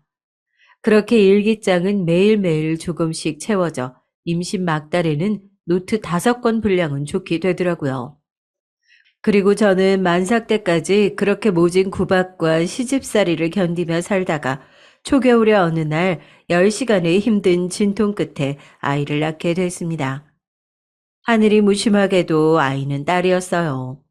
이제 막 나온 핏덩이 아이를 본 어머님은 딸이라는 걸 알자 혀를 끌끌 차더니 고개를 획 돌리고 나가셨습니다. 남편도 어머님을 따라서 나가버리더라고요. 저는 아이에게 미안한 마음에 서럽게 울 수밖에 없었어요. 그리고 어머님은 항상 저에게 하던 그 말씀이 진심이었는지 기어이 그 말씀을 지키시더라고요. 출산하고 몸조리도 하지 못한 채 골골대며 아이 보랴 집안일 하랴 정신없던 저는 그 추운 날 시댁에서 쫓겨나고 말았습니다. 어머님은 제가 아이를 낳은 후 저에게 말도 섞지 않고 매일매일 무섭게 노려보기만 하시더니 출산한 지 한 달 정도 지난 어느 날 저에게 다짜고짜 짐을 싸서 집을 나가라고 소리치시더라고요. 이년아, 너 내가 했던 말 기억나지? 너같이 아들도 못 낳는 년은 이제 걔보다도 못한 년이라고. 걔는 새끼라도 잘 낳지. 넌 도대체 뭐냐? 나는 고추 안 달린 손주 새끼 필요 없으니까 애 데리고 썩 꺼져. 어머님의 호통에 아이도 놀라서 울고 저도 놀라 주저앉고 말았습니다. 저는 아이를 안은 채 어머님의 바짓가랑이를 붙잡고 매달렸어요. 어머니, 한 번만 봐주세요. 아이, 친정도 없는 제가 여기서 나가면 어디서 살아요? 우리 수진이는 어떡하고요? 어머니, 제발요. 제가 더 잘할게요. 한 번만 봐주세요. 네? 어머니. 어머님은 제가 울고불고 매달리는데도 매정하게 저를 외면하시더라고요. 그리고선 가방 하나를 던져주며 여기에 짐 싸서 당장 나가라고 하시더군요. 저는 어머님께 아무리 애원해 봐도 안 통하자 아버님께도 매달려 봤지만 소용이 없었어요. 아버님은 워낙 결혼 초기부터 방관자였기 때문에 저에게는 관심도 없으셨죠. 저는 결국 하나 남은 희망 남편에게 애원을 해봤습니다.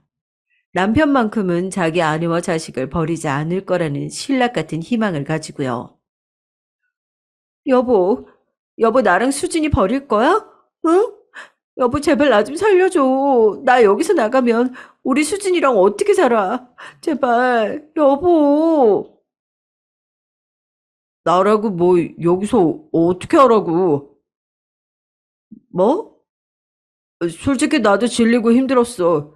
당신과 어머니 사이에서. 이제 지겨워. 어머니 탓하는 당신 목소리 듣기 지긋지긋하다고. 그러게 있을 때 잘하지. 왜 지금 와서 이래? 아무래도 우리 부부의 연은 여기까지인가 보다. 잘 살아. 그리고 다시 내 앞에, 아니 우리 가족 앞에 나타나지 마. 제가 뭐라 다시 빌어도 남편은 어머님 옆에 딱 붙어선 제 말은 들은 척도 안 하더라고요. 결혼 전에 저한테 제발 결혼하자고 그렇게 적극적으로 밀어붙이던 그때 그 남자가 맞는지 믿어지지 않더군요. 결혼 후에 남편이 어머님 편만 들고 어머님 말이라면 껌뻑 죽는 줄 알았지만 이렇게 아무렇지 않게 자기 자식을 버리는 사람일 줄은 몰랐습니다. 결국 저는 남편의 외면에 더 이상 아무 말도 못하고 주저앉아 울 수밖에 없었어요. 한참을 주저앉아 하늘이 무너져라 서럽게 울던 저를 어머님이 빨리 짐을 싸라며 방으로 끌고 들어가는 통에 어쩔 수 없이 눈물을 닦고 짐을 싸기 시작했습니다. 결혼할 때 가져온 게 없어서 어머님이 주신 가방에 짐이 다 차지도 않더라고요. 제 옷가지와 화장품, 돈도 들어있지 않은 지갑, 그리고 아기 기저귀랑 옷 몇 개가 다였습니다. 그리고 숨겨놓았던 일기장을 꺼내 가방 안에 고이 넣었어요. 어머님께 하루만 더 있다가 가면 안 되겠냐고 빌어봤지만 꿈도 꾸지 말라면서 제 등을 떠미시더라고요. 이렇게 급하게 쫓겨날 줄은 생각도 못하고 아이 용품도 넉넉하게 사놓지 않았는데 저는 몰라도 이 추위에 겨울옷 한 벌 없이 떨어야 할 아이가 걱정되어 어머님께 마지막으로 한 번만 더 애원해 봤습니다. 어머니, 우리 수진이 겨울옷도 없고 기저귀도 이게 단데 조금만이라도 도와주시면 안 될까요? 이 불쌍한 아기 얼어 죽어요, 어머니. 저는 죽어도 우리 수진이는 안 돼요, 어머니. 근데 제가 울며 하소연을 하자 어머님이 혀를 쯧 차고선 지갑에서 지폐 몇 장을 꺼내서 저한테 던지시더라고요. 이거면 충분할 거라고 더 이상은 못 준다고 하면서요. 저는 허공에 날리는 지폐를 허겁지겁 주워서 주머니에 넣었습니다. 그러고선 저를 내쫓는 어머님한테 머리를 숙여 감사합니다, 감사합니다 하고 인사를 하며 아이와 함께 그 집을 나왔습니다. 제가 나오자 어머님은 인사도 없이 문을 쾅 닫으시더라고요. 앞길이 막막해 그 자리에서 우두커니 서서 한참을 울었어요. 초겨울의 찬바람이 눈물 젖은 제 얼굴을 마구 핥히고 가더군요. 그리고 저는 한참의 고민 끝에 다시 서울로 올라가기로 결심했어요. 어머님이 주신 지폐들을 세어려 보니 그때 당시 돈으로 10,000원 정도 되더라고요. 이걸로 며칠 밥은 먹고 살 수 있겠지만 집도 절도 없는 저에게 무척이나 적은 돈이었습니다. 그래서 무작정 제가 나고 자란 서울로 올라가서 아는 사람이라도 찾아봐야겠다 싶었어요. 그래서 저는 버스를 타고 아이와 함께 서울로 올라왔습니다. 서울에 올라오는 버스에서 얼마나 울었는지 모르겠어요. 서울에 도착할 때쯤 되자 눈이 퉁퉁 부어서 제대로 떠지지도 않더군요. 지나가는 사람들이 이상하게 쳐다봤지만 신경 쓸 겨를도 없었습니다. 그리고 저는 어릴 적 제가 살던 동네를 무작정 찾아갔어요. 어릴 적 살던 동네에 도착한 후 아는 사람을 찾기 위해서 아이를 안고 정처 없이 돌아다녔습니다. 어릴 때 자주 갔던 슈퍼, 학교, 놀이터 등등 아는 얼굴도 몇 명 만났지만 저희 처지를 안쓰럽게 생각해 돈 몇 푼 쥐어줄 뿐 실질적인 도움은 안 되더라고요. 그러다가 우연히 어릴 때 알던 친구를 만나게 됐어요. 사실 그때는 그렇게까지 친한 사이는 아니었는데 저의 몰골을 보더니 자기 일인 것처럼 분노하고 안쓰러워 미치려고 하더군요. 아무래도 소꿉장난을 같이 하던 기억이 있어서 그럴까요? 정순이는 바락바락 소리를 지르며 말하더군요. 아니, 그런 일이 있었어? 세상에 그 야박한 인간들, 천벌을 받을 인간들, 지들도 똑같이 당해보라지. 너 손이랑 발 다 얼었어. 도대체 얼마나 건 거야? 애기 손도 빨갛고. 어디 갈 데 없지? 음, 일단 당분간 내 집에서라도 지내. 너도 그렇고 애기도 자꾸 이렇게 밖으로 들면 몸 다 상하겠다. 정말 고마워, 정순아. 그렇게 다행히 그 친구의 도움으로 당분간 친구네 집에서 지낼 수 있게 됐습니다. 저는 친구한테 너무 고마워서 어찌해야 할 바를 모르겠더군요. 그저 그 친구가 집에서 조금이라도 편하게 지낼 수 있도록 가진 집안일을 도맡아서 하고 친구에게 폐를 끼치지 않도록 최대한 조심하며 지내기로 했어요. 아기 돌보랴 정신없으니 집안일까지는 안 해도 된다고 하긴 했지만 힘들게 일하고 오는 정순이의 눈치가 보여서 뭐라도 돕기로 했죠. 그렇게 친구의 도움을 받아 지낸 지 1년째 아이가 걸음마를 시작하게 되자 저는 친구에게 더 이상 민폐를 끼치고 싶지 않아서 일을 시작하게 됐습니다. 찾아보니 아이를 데리고 출근할 수 있는 식당이 있더라고요. 일을 시작하고 첫 달 월급은 친구에게 몽땅 줬어요. 친구가 해준 것에 비하면 이것도 모자라지만 이거라도 받아줬으면 좋겠다고 하면서요. 예, 정순아 고마워. 내가 마음은 이거 10배, 아니 100배를 주고 싶은데 지금 가진 게 이거밖에 없다. 우리 애기랑 나 받아줘서 정말 고마워. 너 아니었음 우리 둘 다 길거리에서 얼어 죽었을 거야.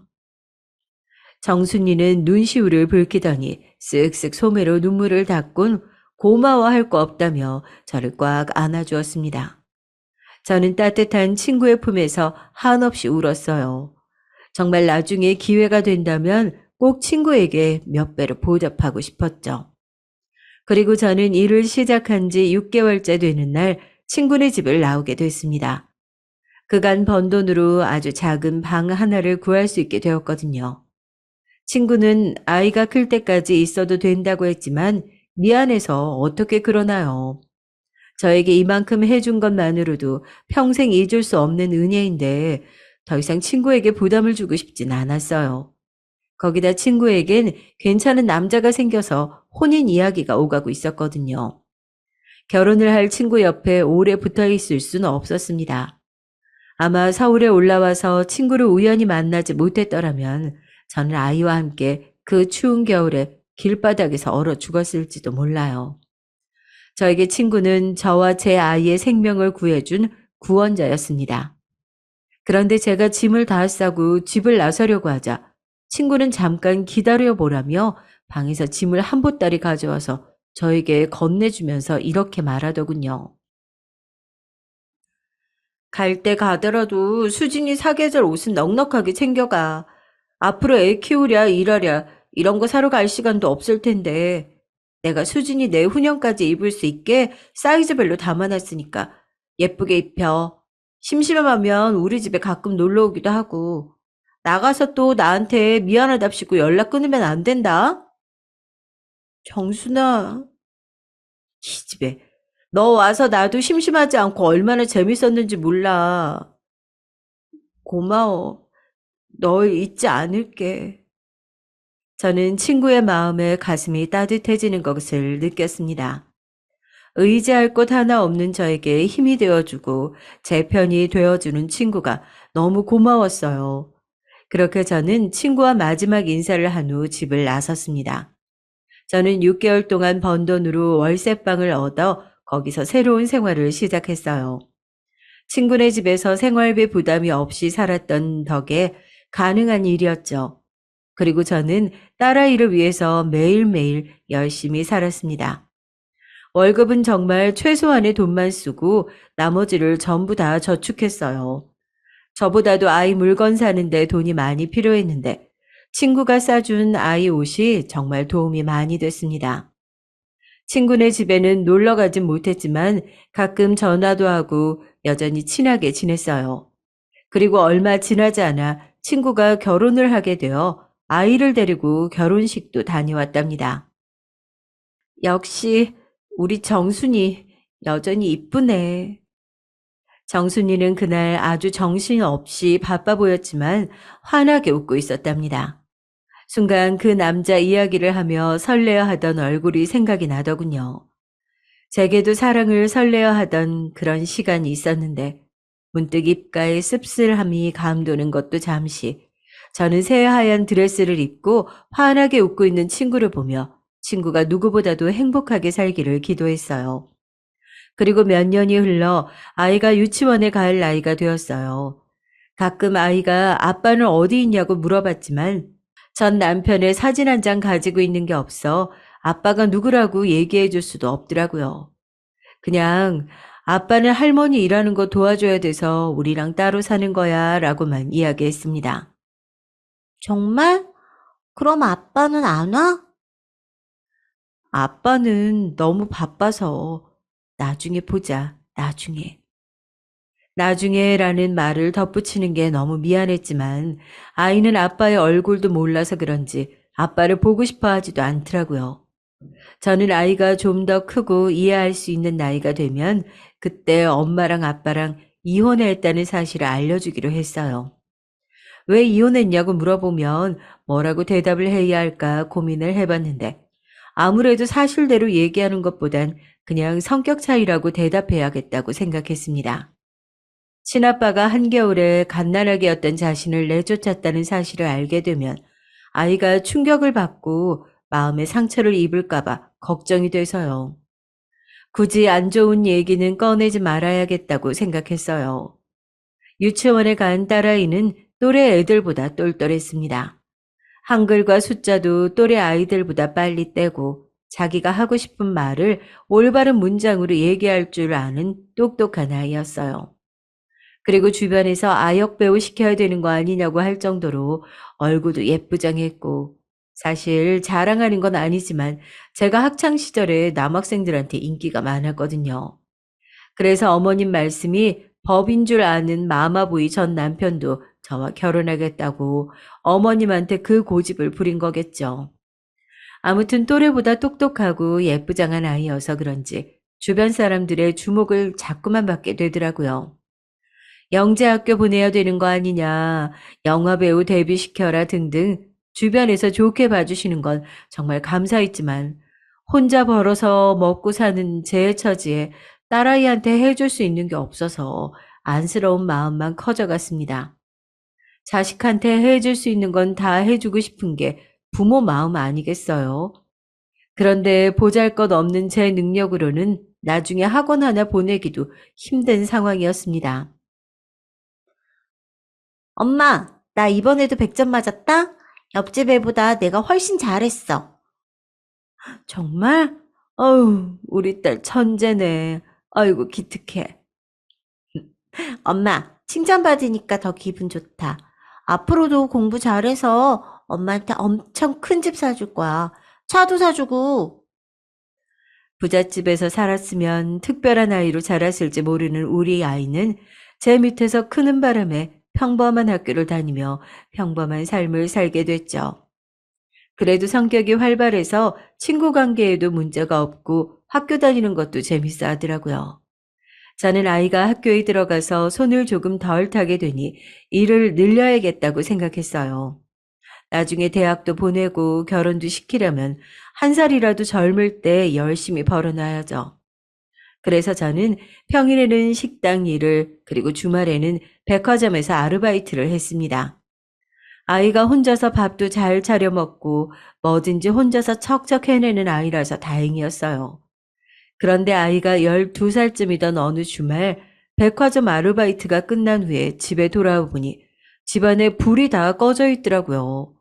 저는 아이가 자는 줄 알고 방에 들어가 봤더니 아이가 불 꺼진 방 한 구석에 쪼그리고 앉아 있는 거예요. 아니겠어요? 저는 너무 놀라 아이에게 달려갔습니다. 제가 수진아 하고 부르며 달려가자 고개를 파묻고 울던 아이가 퉁퉁 부은 눈으로 저를 올려다봤어요. 저는 어디 다치기라도 했는지 걱정돼서 딸아이의 몸을 여기저기 살펴봤지만 딱히 다친 곳은 없더라고요. 제가 왜 그러냐고 무슨 일 있냐고 아이를 붙잡고 물어보자 아이는 침대 밑에서 무언가를 스르르 꺼내더군요. 그걸 본 저는 가슴이 철렁 내려앉았습니다. 수, 수진아, 너 이걸 어떻게... 아이가 꺼낸 것은 바로 저의 일기장이 들어있는 상자였어요. 상자 하나를 가득 채울 정도로 잔뜩 있는 제 일기장은 저의 지난 10년의 세월이 가득 담긴 기록이었습니다.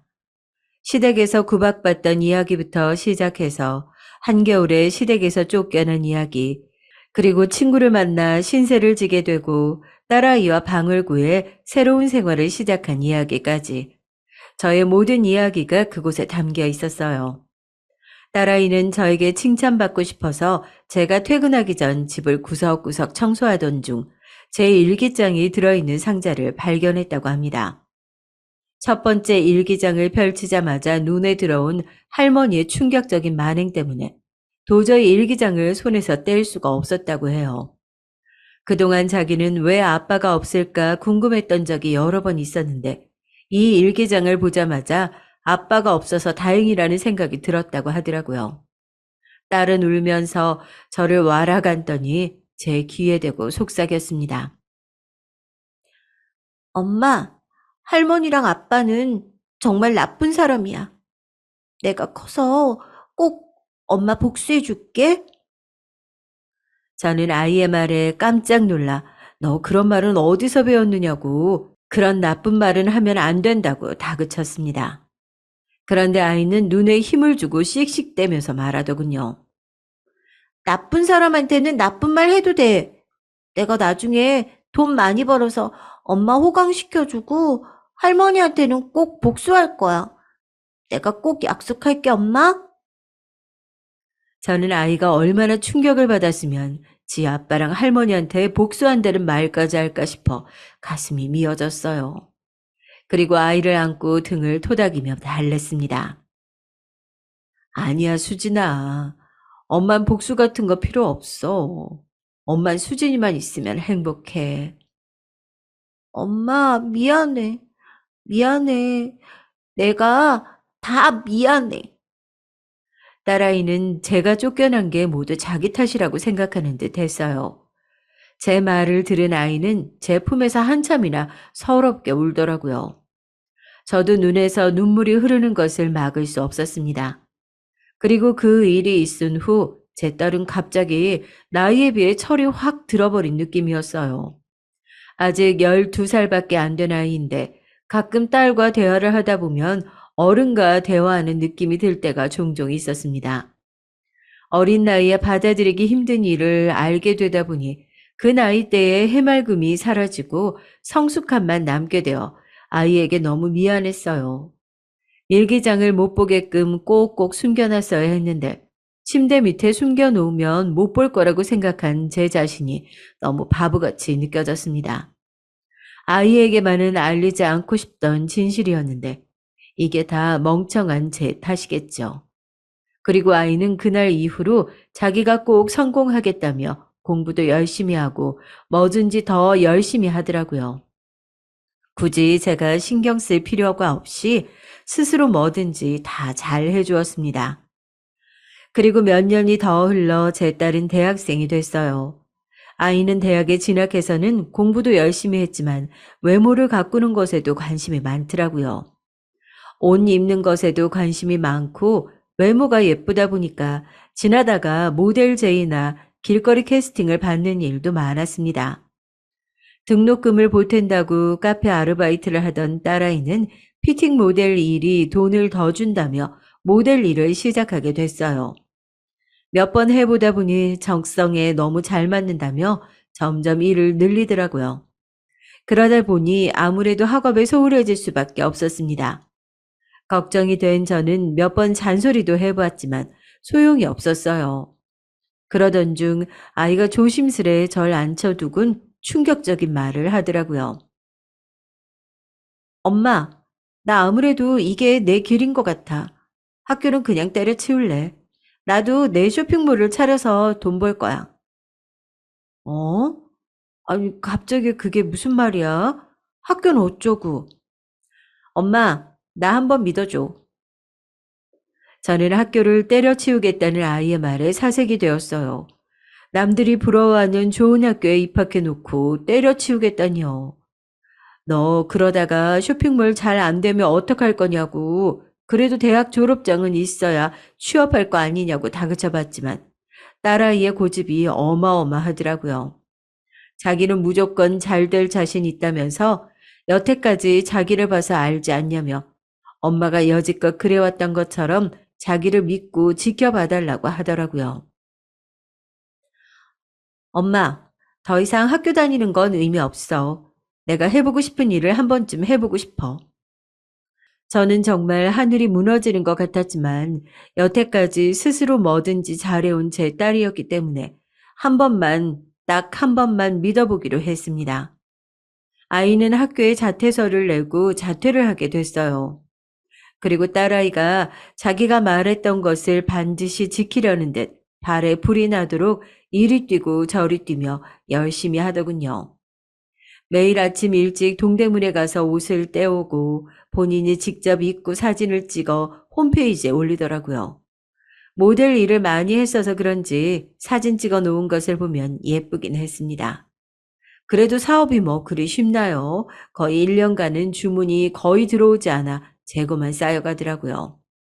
솔직히 1년 정도 하고 잘 안 되면 포기할 줄 알았는데 딸아이는 포기하지 않고 잠을 줄여가면서 더욱더 열심히 발버둥 쳤습니다. 그러다가 1년이 넘은 시점부터 슬슬 반응이 오기 시작하더니 순식간에 매출이 오르더라고요. 사업을 시작한 지 1년 반이 된 시점에는 월 순이익이 일반 직장인 월급 정도 되더니 2년이 돼갈 쯤엔 한 달에 직장인 연봉에 달하는 금액을 벌더라고요. 물론 중간에 휘청할 뻔한 적도 몇 번 있었지만 위기를 잘 넘기고 승승장구하며 사업을 시작한 지 5년이 되었을 쯤엔 남부럽지 않은 재산을 가지게 됐습니다. 처음에는 딸아이 혼자서 일을 하는 게 힘들어 보여서 택배 포장 같은 건 제가 도와주곤 했는데 어느 순간부터는 사무실도 차리고 직원들도 거느리고 있는 어엿한 사장님이 되어 있더군요. 이렇게까지 잘 될 거라고는 생각도 못 해봤는데 운이 좋았던 건지 아니면 딸아이가 사업 수완이 유난히 좋은 건지 말 그대로 대박이었습니다. 그리고 딸아이는 그렇게 바쁜 와중에도 틈틈이 재테크 공부를 하더라고요. 머리가 좋아서 그런지 재테크에도 소질이 있어 재산은 점점 불어만 갔습니다. 어느새 우리는 강남의 비싼 아파트로 이사를 가게 되었고 비싼 외제차도 2대나 가지게 되었었죠. 딸아이가 좋은 정보를 알아놨다며 괜찮은 건물도 하나 소유하게 됐고요. 알아주는 큰 부자가 된 건 아니었지만 그래도 우리 입장에서 이 정도면 정말로 하늘의 복이라 말할 수 있었습니다. 우리 딸의 똑똑함과 현명함을 하늘도 알아준 거라 여겼어요. 그리고 무엇보다 딸이 어떻게든 자기가 이제 집안을 일으킬 거라며 이를 바득바득 갈면서 애쓴 그 마음, 그 때문에 이렇게 잘 될 수 있다는 걸 알았습니다. 딸의 그 눈물겨운 노력을 알았기에 더 고맙고 애틋했죠. 저는 일단 제 평생 은인이던 친구에게도 보답할 수 있게 됐어요. 네, 바로 정순이요. 저와 딸을 젊은 시절 도와준 그 친구는 딸도 알고 있었어요. 제가 워낙 정순이 이야기도 많이 했고 살림이 조금씩 핀 이후에도 간간히 연락을 이어오고 있었거든요. 정순이에게 조심스레 봉투에 담긴 돈을 건네며 딸은 엄마와 절 받아줘 고맙다는 말을 했습니다. 정순이는 어떻게 이 돈을 받겠냐며 괜찮다고 한사코 거절했지만요. 아니에요. 이모 덕분에 제가 잘 자랐고 저희 엄마도 도움 받으셨잖아요. 그 은혜 잊지 않고 꼭 갚고 싶어요. 감사합니다, 이모. 정순이는 한참을 말을 못 잇고 더듬거리다가 눈물을 그렁거리며 겨우 돈을 받아들였습니다. 마침 정순이 쪽 사정이 그리 좋지 않았기에 더 쓸모있게 쓰인 돈이었어요. 그렇게 친구에 대한 마음의 빚을 갚고 나니 한결 마음이 더 가벼워진 것 같았습니다. 그리고 앞으로 어찌해야 할까 고민하다가 일단 딸아이의 성화에 못 이겨 저는 원래 하던 일은 그만두고 딸아이네 회사 일을 도와주기로 했어요. 사실 옷 입는 법도 모르고 컴퓨터도 잘 다루지 못하는 제가 도와줄 만한 일은 딱히 없었는데 그냥 딸 옆에 있어주고 싶더라고요. 그래서 소소하게 사무실 청소도 하고 화분에 물도 주고 직원들 야근하면 맛있는 야식이라도 만들어주는 정도로 하기로 했습니다. 제 존재가 괜히 일하는 사람들에게 민폐가 될까봐 걱정도 됐는데 다행히 직원들이 벽 없이 허물 없이 대해주더라고요. 그렇게 같이 직장에 있다가 야근하는 딸과 함께 집으로 돌아오는 일상을 맞이했습니다. 시간이 지나고 보니 딸아이 덕분에 가진 거 없이 시댁에서 맨몸에 쫓겨났던 제가 어느새 부잣집 사모님이 되어 있었네요. 그리고 작년 딸 아이가 30살이 되는 해였어요. 제가 사연을 쓴 이유이자 큰 사건이 생기게 되었는데요. 어느 날 아이가 저를 앉혀두고 말하더군요. 약속했던 시간이 왔다면서요. 저는 무슨 약속이냐고 되물었습니다. 그러자 아이가 이렇게 말하더군요. 엄마, 내가 어릴 때 약속했던 거 기억나? 내가 할머니한테 복수해준다고 했잖아. 이제 복수할 수 있을 것 같아, 엄마. 저는 그때 그 말을 잊고 있었는데 딸아이의 말에 다시 기억이 나더군요. 저는 무슨 복수냐며 괜히 그런 몹쓸 집안에 휘말리지 말라고 했어요. 그러자 딸아이는 걱정 말라며 자기가 계획을 다 세워놨다고 하더라고요. 엄마는 그냥 옆에서 지켜보기만 하라면서요. 그리고 딸아이는 이렇게 말했습니다. 엄마, 내가 뒷조사를 해보니까 그 집구석 아직도 고깃집 하고 있더라고. 그것도 망해가는 고깃집 3대가 같이 운영한다더라고. 뭐? 3대? 저는 3대라는 말에 의아해서 물었죠. 그러자 딸이 대답했습니다. 3대. 그 미친 할머니가 엄마를 그렇게 내쫓고서는 얼마 안 있어서 새 며느리를 들였다고 하더라고. 그리고 그 며느리가 아들 손주를 낳았고. 기막히지. 참, 죄 지은 사람들은 벌 받아야 되는데 왜 그런 사람들이 잘 먹고 잘 사는지 몰라. 아무튼 엄마, 나 내일 그 식당 찾아가기로 했어. 찾아간다고? 아니, 거길 네가 왜 가? 가지 마. 아, 괜히 갔다가. 딸아이는 신난 듯 얘기하더라고요. 저는 걱정이 되어 말렸지만 이미 딸아이 눈엔 뭔가 생각이 있는 듯 보였습니다. 저는 우리가 이만큼 잘 살게 된 게 이미 복수라고 더 이상 마음에 한 같은 건 남아있지 않다고 말렸지만 딸아이는 생각이 달랐어요. 자기는 꼭 그 사람들이 처절하게 짓밟히고 망해가는 걸 내 눈앞에서 보고 싶다고. 그러면서 딸아이가 눈시울을 붉히며 털어놓는 이야기가 바로 이거였어요. 사실 그 이야기를 듣고 저 역시 분노할 수밖에 없었는데요. 사실 딸아이는 딱 한 번 저 몰래 자기 친아빠를 만난 적이 있었다고 합니다. 그러니까 네, 제 남편을요. 아빠가 날 찾아왔거든. 아주 어렸을 때. 13살 때쯤이었나? 어떻게 알고 찾아왔는지 모르겠지만 나한테 그러더라고. 너희 엄마랑 잘 살고 있냐? 내가 고개를 끄덕이니까 그럼 행여나 네가 성인이 돼서라도 절대 자기들 눈앞엔 나타나지 말라는 거야. 내가 입은 옷이 좀 더러웠나 봐. 내 옷을 보더니 그런 거짓꼴로 나타나선 아주 자기들 입장이 곤란하다고 그러는 거야. 아저씨가 부탁하는 거니까 그렇게 제발 해달라고. 어? 당신 무슨 말인지 알 수가 없었어. 이 사람이 내 아빠라고 인지하는 것도 힘들었었거든. 나중에서야 이게 뭔 말인지 알게 됐지. 그때 아빤 자기를 아저씨라고 하면서 그렇게 말하더라. 그래서 그때 생각했어. 아, 내가 어떻게든 얼굴을 보여줘야겠다. 어떻게든 나타나줘야겠다. 난 한시도 그 사람들 잊어본 적이 없어. 어떻게 있겠어. 그런 말을 해놓고 갔는데.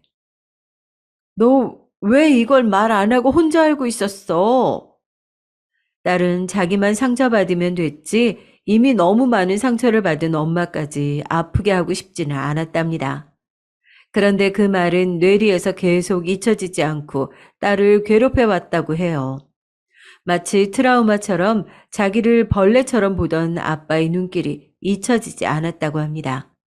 물론 시간이 흐르면서 아빠란 존재도 차츰 흐려져 갔지만 엄마를 떠올리면 그럴 수밖에 없었다고 해요. 그리고 다음 날 아이는 할머니의 식당에 다녀왔습니다. 지방에 있어서 거리가 멀다 보니 새벽 일찍 나갔는데 밤 늦게서야 들어오더라고요. 저는 딸아이 걱정에 잠도 못 들고 기다리다가 활짝 웃는 얼굴로 콧노래를 부르며 들어오는 딸아이를 거실에 앉혀놓고 꼬치꼬치 물어보았습니다. 어떻게 되었느냐고요. 딸아이는 웃기다는 듯 한바탕 웃음을 터뜨리더니 저에게 말해 주었습니다. 엄마, 내 차 끌고 갔잖아. 거기 식당에 갔는데 발레 파킹 해주는 사람이 아빠더라. 한눈에 알아봤지. 그런데 한눈에 봐도 비싸 보이는 외제차가 들어오니까 아빠가 다른 차들은 제쳐두고 내 차로 달려와서는 아주 굽신거리더라고. 정말 웃겨. 차에 기스라도 날까봐 초조해하던 그 모습 엄마도 봤어야 됐는데 엄마가 봤으면 아주 웃겨서 자지러졌을 거야. 저는 비싼 차를 보고 남편이 굽실거렸다는 말을 듣고 웃겨서 저도 모르게 웃음이 피식 나왔습니다. 그러자 딸 아이는 뒷얘기도 마저 하더군요. 그리고 내가 식당에 들어가서 다짜고짜 사장님 좀 뵙자고 했지. 솔직히 직원들이 안 된다고 할 줄 알았는데 내 차림을 보더니 안절부절하면서 바로 할머니를 데려오더라고. 내가 일부러 나 부자요 하는 느낌으로다가 입고 갔는데 그게 효과가 있었나 봐. 그리고 할머니가 나왔는데 나를 알아보지도 못하고 방으로 가자고 하더라고. 그리고 이어진 딸의 얘기에 따르면 방에서 할머니에게 내가 할머니 손녀딸이라고 밝히자 처음엔 믿질 않았다고 하더라고요. 네가 내 손녀? 그러니까 그의 딸이라고? 어이구 세상에. 네, 할머니 제가 할머니 손녀예요. 보고 싶었어요, 할머니. 거지처럼 살고 있을 줄 알았던 손녀딸이 부티를 폴폴 풍기면서 나타나자 당연히 믿을 수 없었겠죠. 그래서 딸이 주민등록증 상의 생년월일과 어렸을 적 사진을 보여주자 그제서야 본인이 아들과 닮았다며 믿는 눈치였다고 합니다. 주차장에서 일하고 있던 남편까지 불러와 네 딸이 맞냐고 몇 번씩 확인까지 하더니 본인이 한 짓도 있고 아이고 우리 손녀딸아 하면서 아이를 끌어안았답니다. 아마 초라한 행색으로 갔으면 나는 너 같은 손녀딸 둔 적 없다면서 내쳤을 테죠. 딸아이는 할머니와 아빠가 너무 보고 싶었다면서 반가워하는 연기를 했다고 해요. 어릴 적부터 엄마랑 둘이 살면서 아빠와 할머니, 할아버지가 너무 궁금하고 보고 싶었다면서요. 멍청한 그 집 식구들은 그 말을 철석같이 믿었다네요. 참 우습지 않나요? 본인들이 버린 손녀딸이 본인들을 보고 싶어 할 거라고 생각했다는 게요. 그리고 그날 이후 딸아이는 바쁜 일도 제쳐두고 일주일에 2번씩 할머니의 식당을 찾아갔습니다. 보고 싶던 가족을 오랜만에 만난 눈물겨운 사연의 주인공인 척 하면서요. 그러면서 할머니와 아빠에게 은근슬쩍 이런 말을 흘렸다고 해요. 할머니랑 아빠를 30년 동안 얼마나 보고 싶었는지 몰라요. 나중에 커서 성공하면 꼭 저를 낳아주신 아빠와 할머니에게 보답을 하고 싶었는데, 이제는 저도 남부럽지 않게 돈을 벌게 되어서 몇 년 전부터 할머니 선물로 돈을 모으고 있었어요. 이제 조금만 더 모으면 제가 목표한 금액이 달성되니까 조금만 기다려주세요, 할머니. 그 집 식구들은 처음에는 의심하는 듯 하더니 딸아이가 매주 찾아오고 할머니 어깨도 주물러 드리면서 잘 해드리자 정말로 자신들을 좋아하는 줄 착각하더래요. 그리고 딸아이가 일부러 그 집 식구들 앞에서 사업 관련 전화, 부동산 관련 전화들을 받는 척 하기도 하고 일부러 자기가 가진 건물 사진도 보여주는 등 돈 많은 티를 팍팍 냈더니 아주 딸아이한테 잘 보이려고 용을 쓴다고 하더라고요. 정말 그걸 다 믿는다고? 어, 너무 찰석같이 믿어서 좀 민망할 정도더라고. 겉모습만 보고 바로 현혹된 거지. 내가 늘 부자처럼 입고 나타났으니까. 딸아이는 가소롭다는 듯 웃으며 아마 허름한 꼴로 나타났으면 자기를 사람 취급도 안 했을 거라고 덧붙이더군요. 거기에 딸아이가 해준다는 그 선물이란 단어에 시어머니는 난리도 아닌 것 같았답니다. 아마도 그 사람들은 저렇게 건물도 가지고 있는 딸아이가 몇 년째 모으고 있는 돈이라고 하니 어마무시한 금액이라고 생각하고 있는 거겠죠. 그런데 딸아이는 거의 몇 달에 걸쳐 그 집에 드나들면서 할머니와 아빠의 신뢰를 완벽하게 얻어냈어요. 도대체 무슨 짓을 하려고 싫어하는 사람들한테 저렇게 아양을 떨어가며 그 오랜 시간을 공을 들였는지 너무 궁금했죠. 궁금증을 못 참고 딸아이에게 물어보자 믿을 수 없는 이야기를 하더군요. 알고 보니 제 딸이 그 집 식구들을 그렇게 공을 들여 구워 삶은 건 다 이유가 있더라고요. 정확한 금액은 이야기하지 않고 마치 큰 재산을 줄 것처럼 기대감을 높여놓은 다음에 그 인간들이 가지고 있는 것들을 하나씩 내려놓게 했답니다. 할머니한테는 식당 일 하시는 거 힘들어 보이는데 연세도 있고 쉬시는 게 좋지 않겠냐는 식으로 구슬렀다네요. 할머니, 어차피 이 식당 장사도 잘 안 되고 이러다 나중에 약값 병원비만 더 나오세요. 물론 제가 그 돈 다 책임져 줄 순 있지만 그래도 할머니 아프면 걱정돼요. 아빠도 저도 이미 허리도 아파서 아침마다 끙끙거리시잖아요. 아이고, 나 알아주는 건 우리 손녀딸밖에 없네. 고마워라. 그리고 웃기게도 할망구는 손녀딸이 그렇게 얘기하자 자기한테 준다던 그 돈으로 편하게 먹고 살라는 뜻인 줄로 지레짐작해 식당을 처분하고 있다고 하더라고요. 그 집 손주는 어렵게 어느 대기업에 들어갔는데 매일 회사 욕, 상사 욕을 하며 다니기 싫단 말을 하더래요. 그래서 그래, 누나도 알지. 그럼 남 밑에서 일하지 말고 차라리 내 밑에서 일하는 거 어떠니? 내가 돈은 톡톡히 쳐줄게. 하면서 회사 다니는 거 정 힘들면 내가 한 자리 마련해 줄 수 있는지 한번 알아볼 테니 그만두는 것도 생각해 보라는 식으로 말했답니다. 엄마는 다르지만 그래도 내 동생인데 그 정도 노력은 해줄 수 있다면서요. 강요는 아니니 네가 선택하라고 하면서 지나가는 말로 얘기했다네요. 그 놈도 그 말에 솔깃해서 얼마 전 회사에 사직서를 냈다고 하더라고요. 저는 딸아이가 너무 큰일을 벌이는 것 같아 걱정이 돼요. 너 어쩌려고 그래? 아, 진짜로 그거 다 해줄 거야? 라고 물어봤더니 이렇게 대답하더라고요. 엄마, 내가 바보도 아니고 내가 할머니한테 돈 모아서 준다고만 했지 정확한 금액도 얘기한 적도 없는데 할머니가 괜히 설레발쳐서 저러는 거야. 내가 언제 할머니한테 식당 그만두면 책임진다고 했어? 그냥 연세도 많으니까 쉬시는 게 좋아 보인다고만 했지. 늙어서도 돈 욕심에 눈이 멀어가지고는 확실하지도 않은 얘기에 멍청한 짓 하는 건 할머니 본인의 선택이야. 그리고 그 동생인지 뭔지 그 자식도 참 멍청해. 아니, 내가 무슨 일을 시키고 연봉을 얼마를 줄 줄 알고 그 좋은 대기업을 그만둬? 하여튼 그 집 식구들은 전부 다 나한테서 뭐 좀 뜯어가려고 눈이 돌아서는 정상적인 사고를 못한다니까? 딸아이는 그저 마음껏 조소하며 비웃었지만 저는 내심 혹시나 딸아이가 어떻게 될까봐 걱정됐어요. 하지만 딸아이는 혹시나 자기가 무슨 일이 생기더라도 엄마의 복수를 위해서는 감당할 수 있으니 걱정 말라고 하더라고요. 돈은 차고 넘치게 있으니 벌금 내라면 내고 징역 살라면 몇 년 살 각오 되어 있다고요. 그리고 우리나라 최고의 변호사를 선임해서 이길 자신이 있다면서요. 저는 아이고 화상아 왜 그렇게까지 하니? 라고 하며 안타까워 한탄을 했습니다만 그럼에도 그게 딸아이가 하고 싶은 거라면 그 어린 시절 당했던 한이 맺혀 일이 하는 거라면 막을 수 없다고 생각했어요. 그리고 얼마 후 드디어 딸아이는 할머니를 위해 모으던 돈이 드디어 다 모였다며 그 집에 찾아갔습니다. 도대체 준다던 돈이 얼마일까 기대하던 그 집 식구들은 며느리까지 한 방에 다 모여 있었다고 하네요. 그리고 딸아이는 성큼성큼 할머니에게 걸어가 봉투를 내밀었답니다.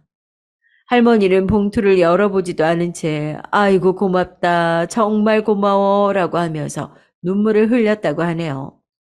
그리고 가족들의 궁금해하는 눈초리에 봉투를 열어본 할머니는 그 자리에서 굳어버렸다고 합니다.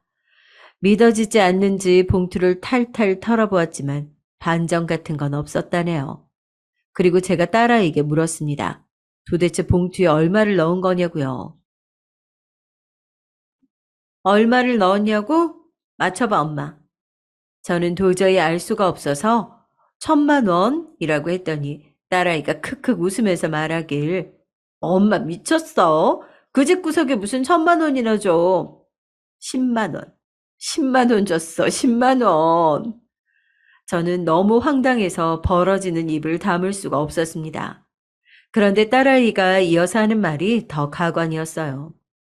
아니 할머니가 나보고 이게 다냐고 물어보길래 내가 뭐라고 했는 줄 알아? 할머니, 30년 전에 우리 엄마한테 10,000원 던져주면서 이거면 충분하다고 했다면서요?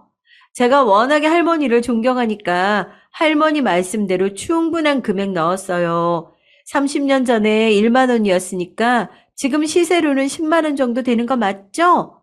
아우, 갓난아기 안고 맨몸으로 나간 엄마한테도 10,000원이면 충분하다고 하셨는데 설마 집도 있고 돈도 많은 할머니가 이게 부족하다고는 하진 않으시겠죠?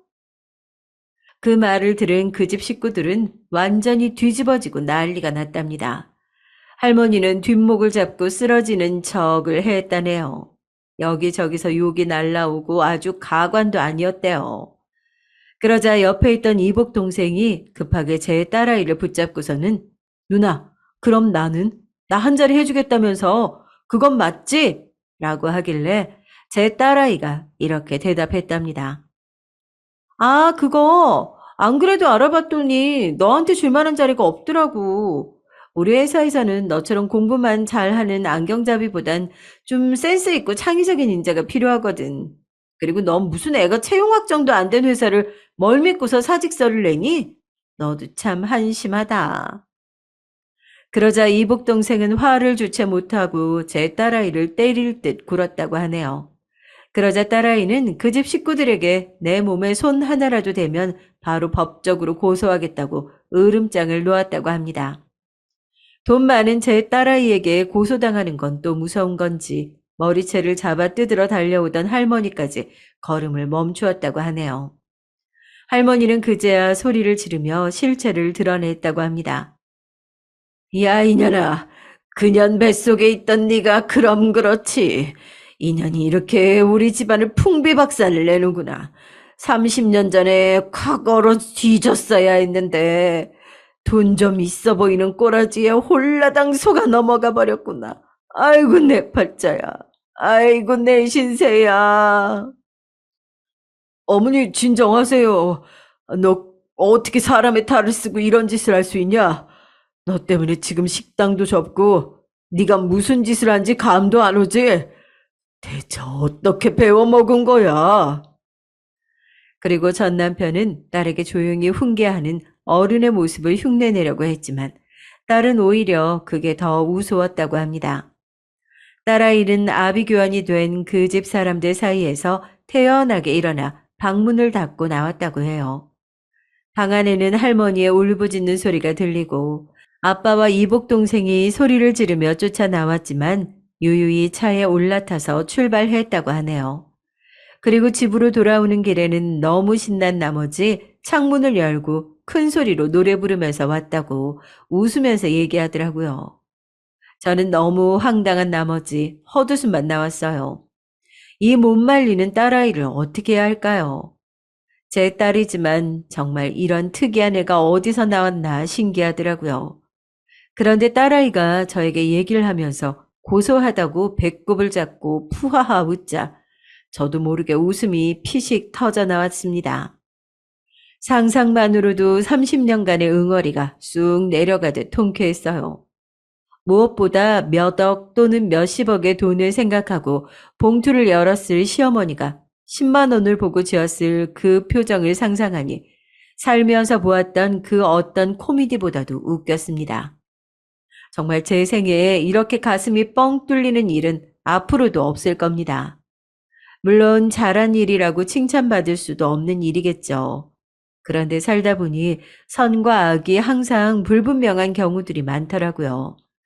저에겐 이게 그 경우였다고 볼 수 있을 것 같습니다. 그날 이후 제 입가에는 항상 미소가 떠나질 않았어요. 가만히 있다가도 그 일만 생각하면 웃음이 피식피식 나와요. 걱정과는 달리 그 집안 인간들과 돈만 밝히는 인간들이라 돈은 또 무서운지 특별히 딸아이에게 어떤 조치를 취하진 않더라고요. 아마 본인들보다 돈이 조금이라도 적다고 생각했으면 바로 막무가내로 나왔을 겁니다.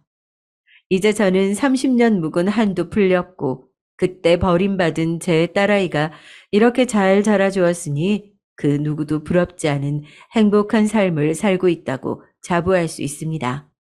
그래서 자랑하고 싶어요. 저와 다르게 저렇게 똑 부러지는 제 딸아이를요. 어릴 적 약속을 기어이 지켜낸 제 딸아이에게 오늘 하루도 너무 고마운 마음을 전해봅니다. 수진아, 엄마는 네가 정말 자랑스러워. 세상에서 제일 예쁜 우리 딸, 정말 고맙다. 사랑해, 우리 딸.